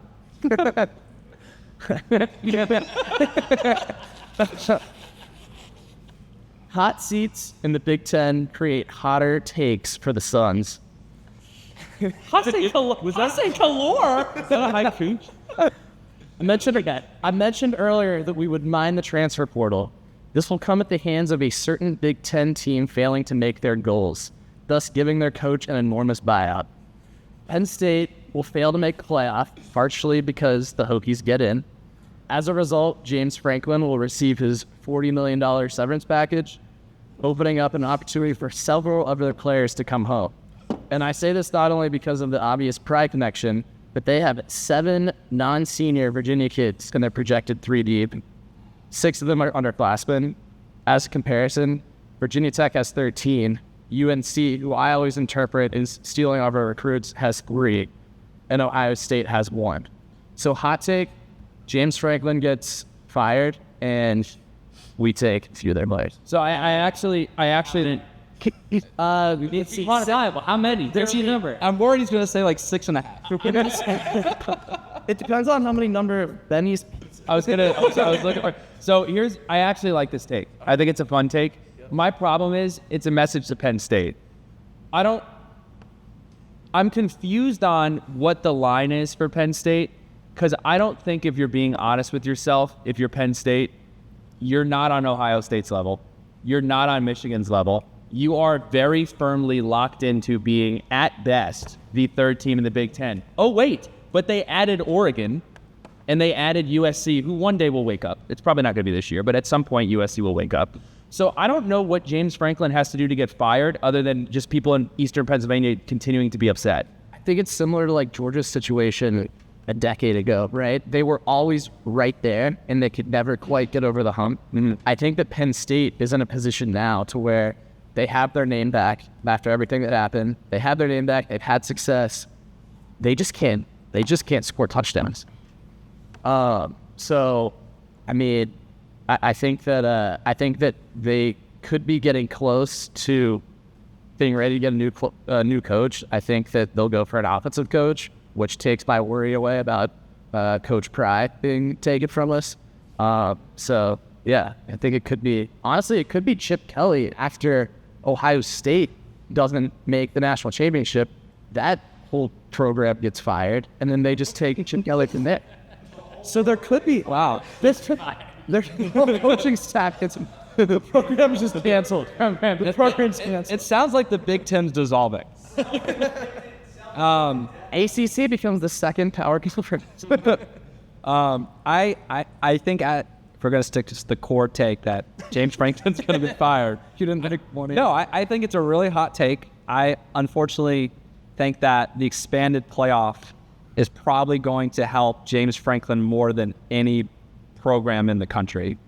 It's kind of designed for him to actually punch through and have a chance to play someone other than Michigan or Ohio State, who he's really struggled with in his time there, and have a chance to play a different team as a potential at-large bid.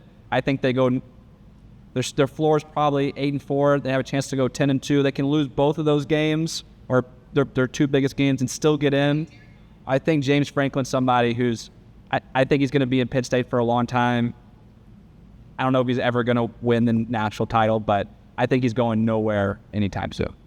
You don't think what I'm kind of thinking is that the expanded playoff, which fits that perfectly, right? They're always in the 10 to 12 range, it seems like. That expectation of them thinking, all right, we will make it this year, finally. Yeah, might be the thing that and now, is he really on that hot of a seat? No, but there's definitely a lot of pressure, but I mean, he's been a really good coach. He just happened to be in the same division of 2 of the 5 best teams in the country every year. Yeah. Like, I think it would be unfair to fire James Franklin because he can't beat Ohio State or Michigan. Guess what? No one can beat them. Like, they're playing each other every year, 11-0. I mean, I think that would be a silly decision. Now, if he goes 5-7 this year and falls up again with that, yeah, I think they show him the door. I just think that's very unlikely. Bryce, the only teams of Virginia Tech, how many years in himself 10-2? It's her. We did it for we did it for 12 years. No, so Casey makes a good point. If James Franklin is going to go 10-2 in perpetuity, at what point do you make a move to say, hey, our goal is to win a national title? I think, winning 10 games every year is a lot of fun. I think you have to be careful firing a guy just because you can't win the very big game. I think I'd probably be fine with it for a decade. I mean, we won 10 straight games for 8 years, played in 0 national titles, and man, we would do a lot of things to have that back right now. Yeah. And I wonder how long, Casey, this one's for you. How long did Georgia go with those 10-win seasons before Rick's? I was like maybe the block red and in the block, but It was like 12 years or 15 years or something, right? But also keep in mind, I don't know when it's going to happen. There's going to be a team who wins just 10 games in the regular season who eventually will win the national title. Mm-hmm. I mean, imagine if Penn State... Yeah, it's Jordan. Yeah. Well, you're right. But I'm just saying, imagine if Penn State goes 10-2, doesn't draw even a Big Ten team in the playoffs, and wins the national title. They might not even have to beat Ohio State or Michigan to win, because it's just the new format's going to... The crowd, the big... That's a debate for a different time. All right, take his Michelob. That's all right. It's me? Yeah. Oh, we're going this way. Okay. Casey, you got to come on for this one. I'm going to stand up for this one, actually. I'm really excited about this take. Probably my favorite take of the night. And I want to live react from my guy, Casey. What a refresh. The two teams that played in the national championship last year were Michigan and Washington. Michigan and Washington will combine for less wins than Ohio State will have this season. Michigan and Washington were both the national title. They both lost their coaches. They both lost their quarterbacks. Michigan lost 13 players to the NFL. Washington lost 10. Washington's over-under sits at 6.5. Michigan's over-under sits at 8.5. If you're watching this right now, get on your phone, go to FanDuel, or wherever you make your bets. If it's legal, we'll call your bookie, and bet the under on the Michigan line. Michigan is not winning 8.5 games. Or not. They can't win 8.5. It's not going to happen. Let's look at their schedules. Washington has to play at Rutgers, at Iowa, at Penn State, at Oregon. They will lose all of those games. At home, they have Washington State, who's going to want to punch them in the face because they're upset. They're not in the Pac-12. Little bummed out. And then also they have to play USC at home. Michigan, who again lost their coach, lost their quarterback, lost Blake Corum. They just had this Netflix documentary that came out. Some of you watched it. I'm looking forward to watching it. Michigan has to play Ohio State, Texas, and Oregon. They're going to lose all 3 of those games. They play USC at home, which you think would be beneficial, but they're playing USC at home in September. It's not even going to be cold. We got these LA clowns coming out. We don't like the cold, but they don't have to deal with the cold. So you're going to be fine. You'll be fine. Short sleeves, everything's going to be okay. And then they have to play Illinois, Minnesota, and Indiana. They will lose 1 of 2 or 2 of those 3 games. I think that Ohio State will have more wins at the end of the season than Washington and Michigan will have at the end of the season. Fine. I'm going to give you the microphone and I'm going to shut up. How many is Ohio State?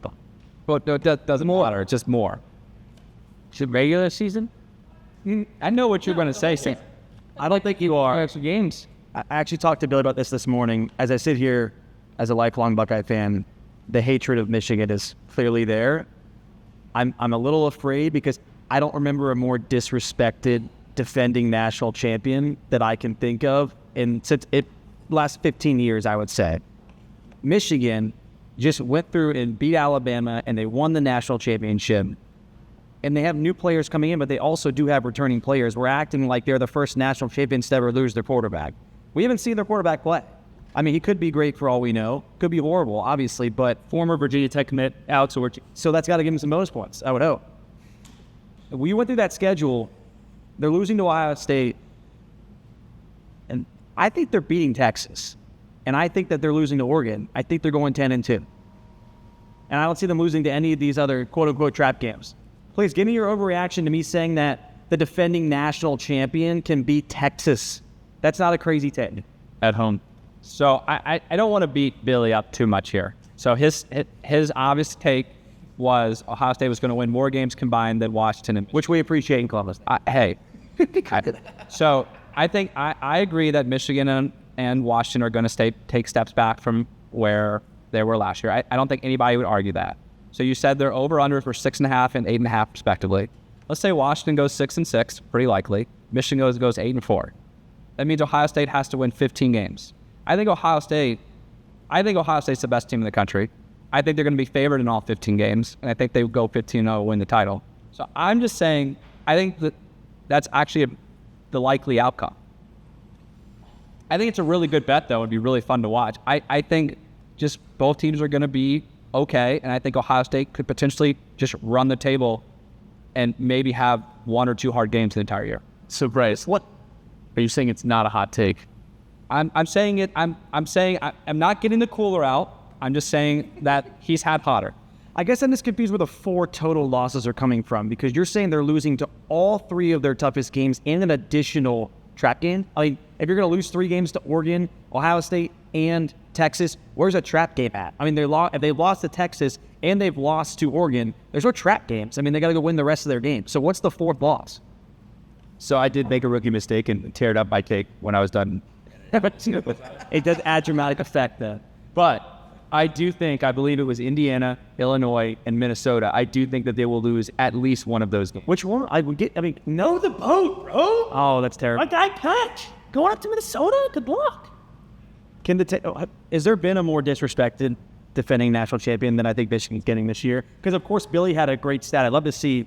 They have a Netflix documentary. Clearly means they're going to lose 4 games. It's like they have a documentary coming out. They're clearly going to lose 4 games. I don't understand. I understand they lost a few players, but I don't understand where they have a new quarterback coming in who could be great. They have a running back coming back who ran all over Ohio State multiple times. So can we get an honorary hot take from you that you think Michigan is going to win 10 games? I think Michigan will go 10-2. I think they'll beat Texas. I think they'll lose to Oregon. I think they'll lose to Ohio State. And I would love to see them lose to Ohio State twice if it's possible. That's why I'm excited about the expanded playoff, is we get a couple chances potentially of issue. So 10-2, Ohio State, they need them. Ohio State will run the table. Yeah, those 20 that we won in a row, before those 3 we lost was really, really tough. But 10-2. Before I turn it over for anyone else that wants to beat up my take, Ryan Day. Is it national championship or bust? Like, I just want to say, for the record, yeah. My opinion on Ryan Day is he might be the most disrespected coach in the country. He has built the most talented team in the country by a wide margin. He has done everything you can ask a coach to win, except win a national championship. And he lost to Jim Harbaugh, who, if you look at his resume, is one of the best college coaches of all time in his short tenure in being in college football. So I think Ryan Day is kind of suffering from the same thing that James Franklin is kind of suffering from. It's the expectation is, but you didn't win a national championship. Ryan Day is competing for a national championship every single year. It's, do you win the last game of this season? So where are you on the Ryan Day being retained as the head coach of Ohio State?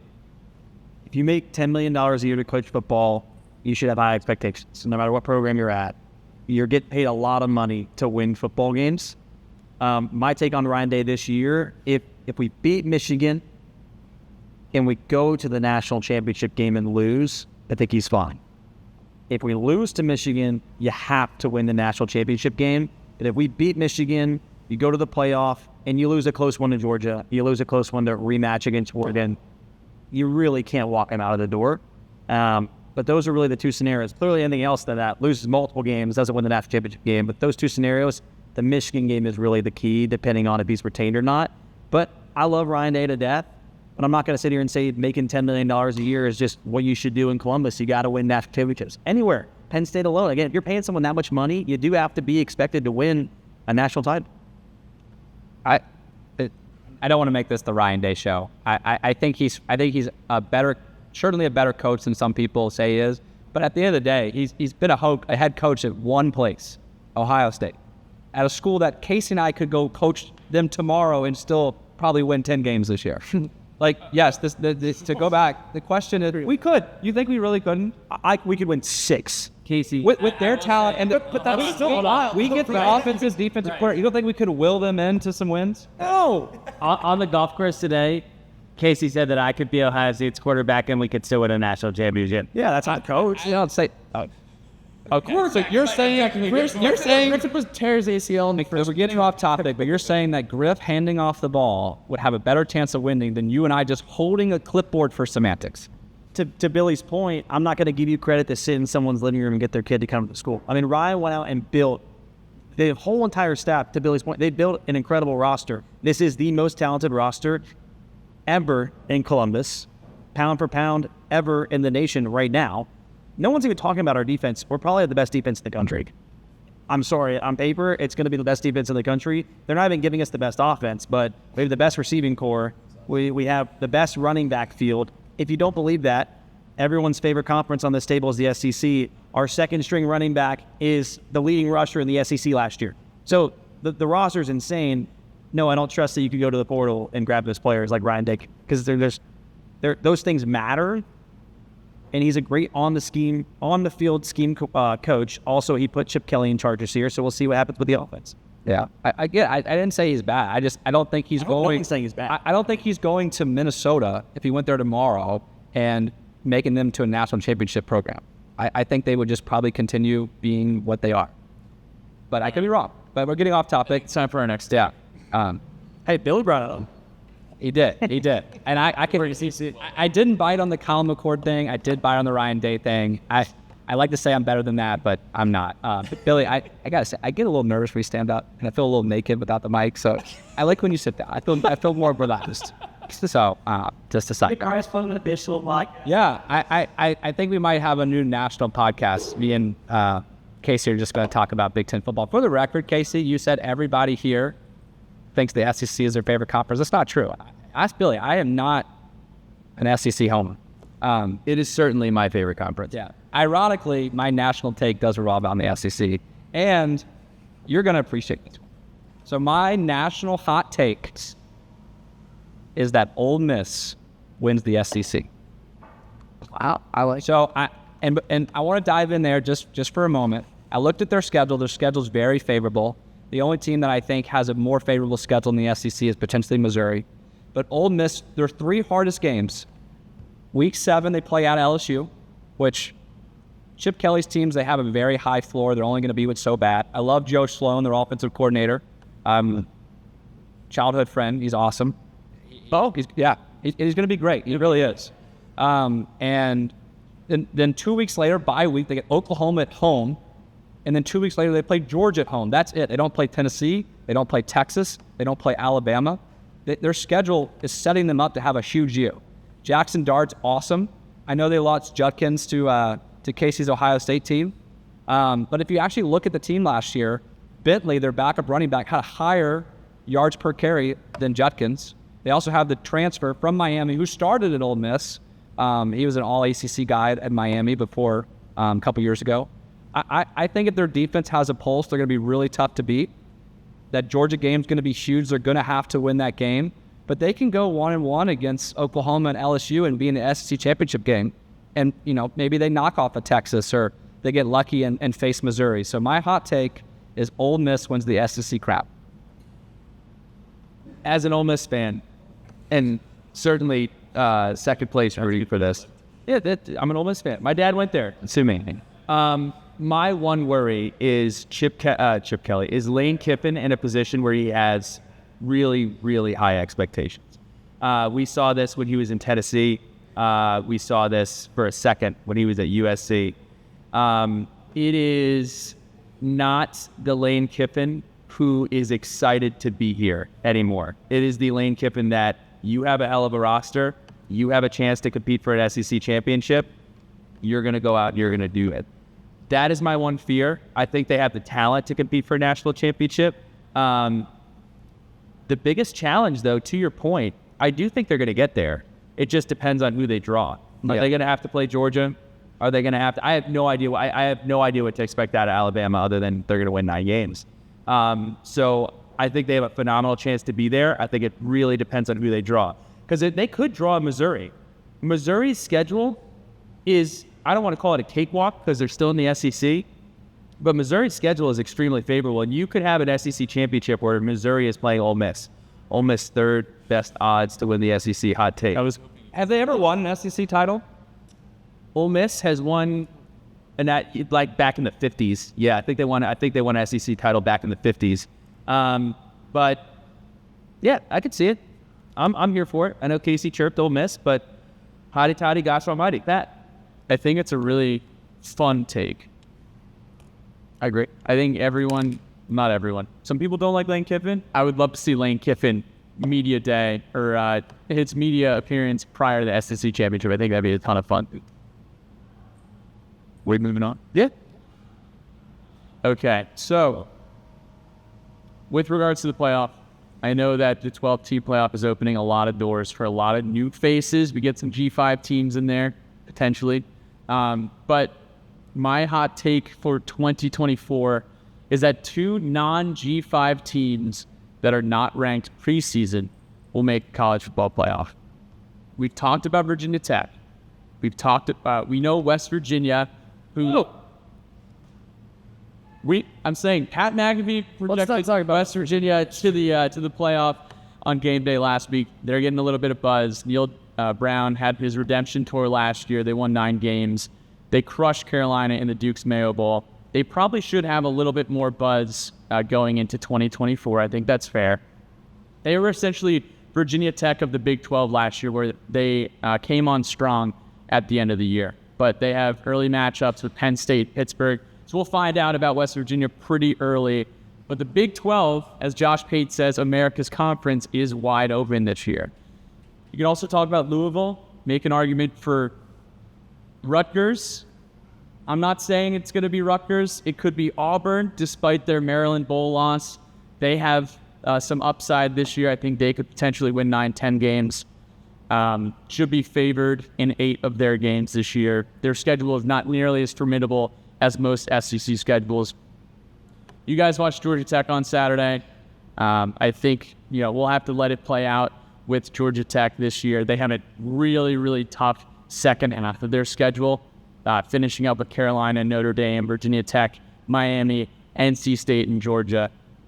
So Georgia Tech, they could be the darling for the first 6 games of the season, but we'll see how that plays out. A couple other schools that could be in the mix entering November: Wisconsin, SMU, in alignment with Griffin's take earlier, and then Nebraska and Kentucky are all potential that could be in that 12-team mix at the end of the year.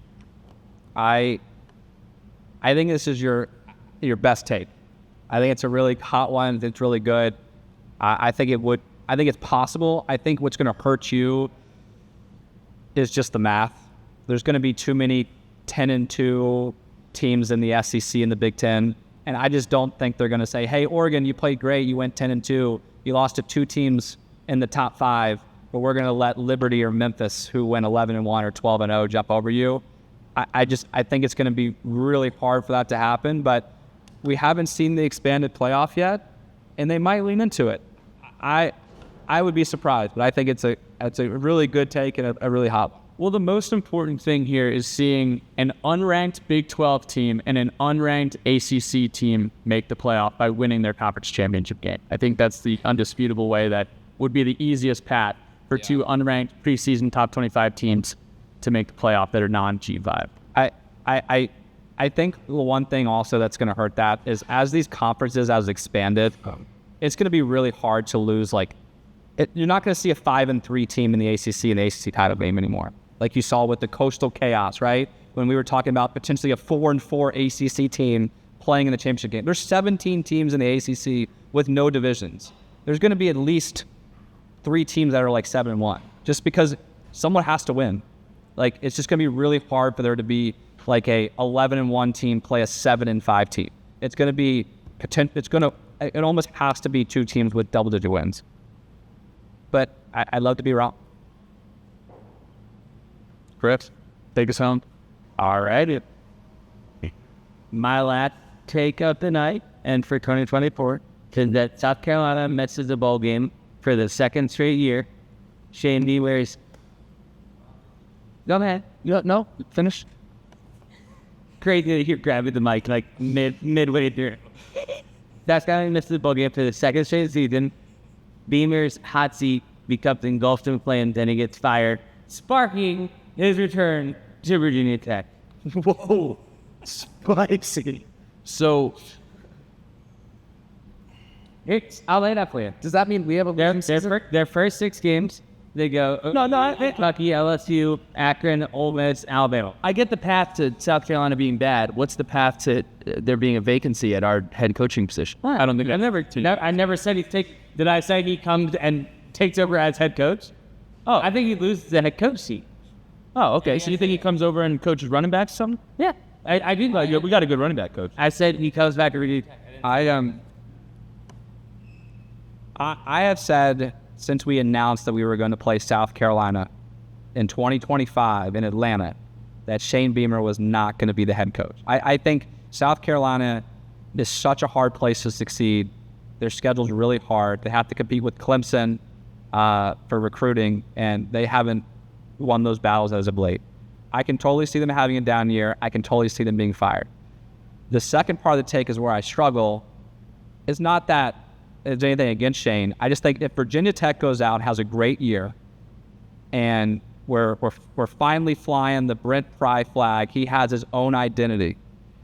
I don't see why we would want to bring Shane Beamer on the staff and bring that, like, we finally created a new identity away from Beamer ball, and then we're going to go bring a guy who got fired for poor performance back on the team, and it'd be a Beamer.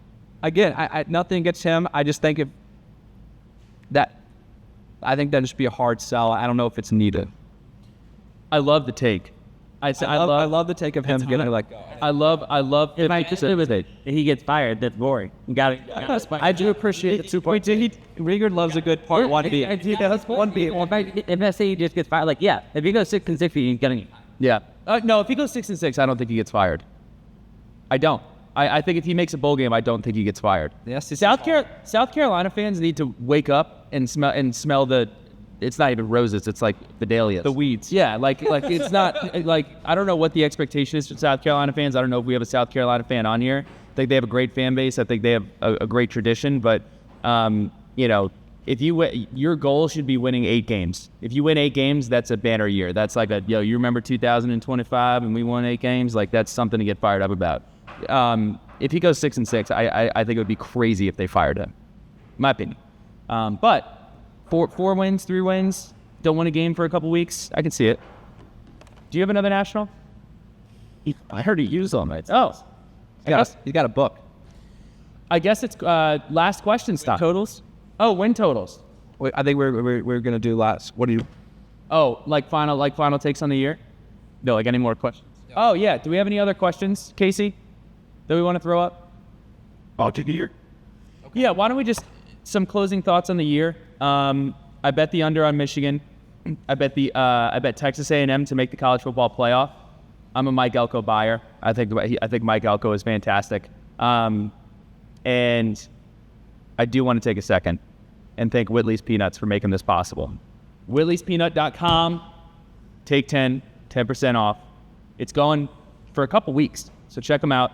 They've made this possible for a couple years in a row, so I really, really appreciate it. Whitley's Peanut. And shout out to John Cranham for also making this possible. A friend of the podcast. You have some words for John Cranham? John Cran. You don't even need the mic. I already have a mic right here. Shout out to our guy, John Cran. So if you want to talk about a guy who has supported Sons of Saturday literally from day one, he was one of our first sponsors, right up there with Jared. Oh, yes. The new, they've been rebranded too. That's for another day. We love those guys. Shout out to John Cran. He sits with us in Section 5. He tailgates with us up at the German Club. And he also is a proud supporter of Sons of Saturday and the Queens of Castle. Go check out the Cornell Effect as well. But highly encourage you guys to check out Cranham Smiles at the Chesapeake Center for complete dentistry, where your perfect smile is just a step away. Led by the dynamic father-daughter team, Dr. John Cranham and Dr. Caitlin Cranham. This practice blends decades of experience with cutting-edge digital technology to design smiles that truly transform lives. Imagine state-of-the-art, digitally driven, tailored to each individual technology. Crandom Smiles ensures that every patient leaves with a smile, and that's not only beautiful, but uniquely theirs. At Crandom Smiles, it's more than just a dental practice. It's a family committed to making sure you feel confident and cared for every step of the way. Ready to change your life? Schedule your consultation today with John Crandom at Crandom Smiles at the Chesapeake Center for Complete Dentistry, where your new smile awaits. I can tell you guys, it's a great spot. I've seen the facility. I've been in the facility. Unbelievable people, and they are Hokies, and they'll take care of you. So shout out to John Cran. Shout out to Caitlin Cran as well. I would just like to say, some of your best work. That was unbelievable. Unbelievable. Dude, thank you. But also, Counts Pharmacy is the name of the new pharmacy. Yes. It's like, wait a second. The rebrand happened 24 hours ago. There's a lot of exciting things happening in Hokie Nation. We're going to wrap this up before questions. Final take. What is Virginia Tech going to do this year? We'll start over here. Virginia Tech, Biletnikoff, Heisman, national championship. 2 Heisman finalists, bunch of Benny pizzas. Virginia Tech will make the playoff. They'll get to the ACC championship with 1 loss to Syracuse. They'll sneak in as an at-large team, and I think we'll have a home game. We'll win. It'll be electrified, and then we'll lose in the quarterfinal. Wow. I feel like it's going to be chalk all the way down here. I think Virginia Tech's going to lose 1 game. I think they're going to be in the ACC championship. I think they're going to be playing. They're not going to be playing against Florida State. I don't think they're going to be playing against Clemson. Really curious. SMU. Really curious who's going to pop out. Maybe it's SMU. I got to say, I don't want to say it's so silly to say playoff or bust. I really want to get to the double digits. If we can get to double digits this year, win 9 games this year, I think you could chalk this season up to a success. Really excited to watch it. I think we have an extremely talented football team this year, and excited to see how this team comes together. So the betting man in me says we're going to go 10-3 and probably lose in the ACC championship game. I would love to see this team go 11-2, win the ACC championship game, get the first round bye in the playoffs, maybe do some damage there. Not sure, but in short, I think we take big strides this year. We got a ton to build off. I'd love to see us in the playoff. I think we got a good chance at it. But I do think we win 10 games and probably just fall a little short. Oh, all right, we're good. So I know the Vegas over-under win total is at 8.5. I do see more of that. In the Pat Finn personal, it's 9.5. I think the floor is 9-3 and the ceiling is 10-2. Personally, I think the Syracuse, Miami, Clemson games, those are kind of the win one of those 3 games, and that would put us at 10-2. But I also you have no fear of Georgia Tech. I fear is the wrong word. No, I fear Georgia Tech, but I fear Syracuse more. Okay. Georgia Tech, and I think everyone's talking about Miami and Clemson as their 2 toughest games, but I do just have a good feeling about that Clemson game. Another thing on John Crandom, who loves Billy Ray's ground pizza moment, when Billy Ray ate some Benny's pizza off of the ground in Section 5. I think Chris Riegard is not going to eat as many slices as Bashal Tuden touchdowns. I think we're going to offer to buy him more, but it's actually going to be more than 10, and Chris is going to cut it off at 10. All right. Where do I sign, Pat? We're going to have to draft something up. Yeah. We'll hit up Olivia. We will. I'm right there with you guys. I think I prayed for double digits, but I think that we make the ACC championship. I think we lose in the ACC championship and then somehow fall short of making the playoff. So just a quick question for the team. If we went 11-1 and lost the ACC championship game, but it guaranteed us a spot in the playoff, would you take it? Yeah. What are you talking? Yeah, just asking. Yes, just asking. Yes, beat me up. Sorry, yes. Yes. Excited for that. Okay. Does that mean any variation of winning? Probably, yeah. Yeah, I would gladly give up an ACC championship to have a home playoff game in Lane Stadium. I asked the group this yesterday. I got lit up for it. It was a ridiculous question. I think that's the only way we host a game is we got to go 11-1 and then lose, because it's going to be hard for us to be that 5 to 8 seed, being having. I think I would rather lose the ACC championship game and get a home playoff game make it to the quarterfinal, and then whatever happens from there, rather than just go immediately to the quarterfinal. I think it would be a beautiful scene to have the focus on Virginia Tech. Yeah, I definitely prefer to have a higher seed. But I mean, yeah, it'd be a nice scene. I agree. Not to poo-poo on you. I think it'd be cool. No, yeah. But You won the bikes. 5 seed. Notre Dame to get it. It's Notre Dame. Questions.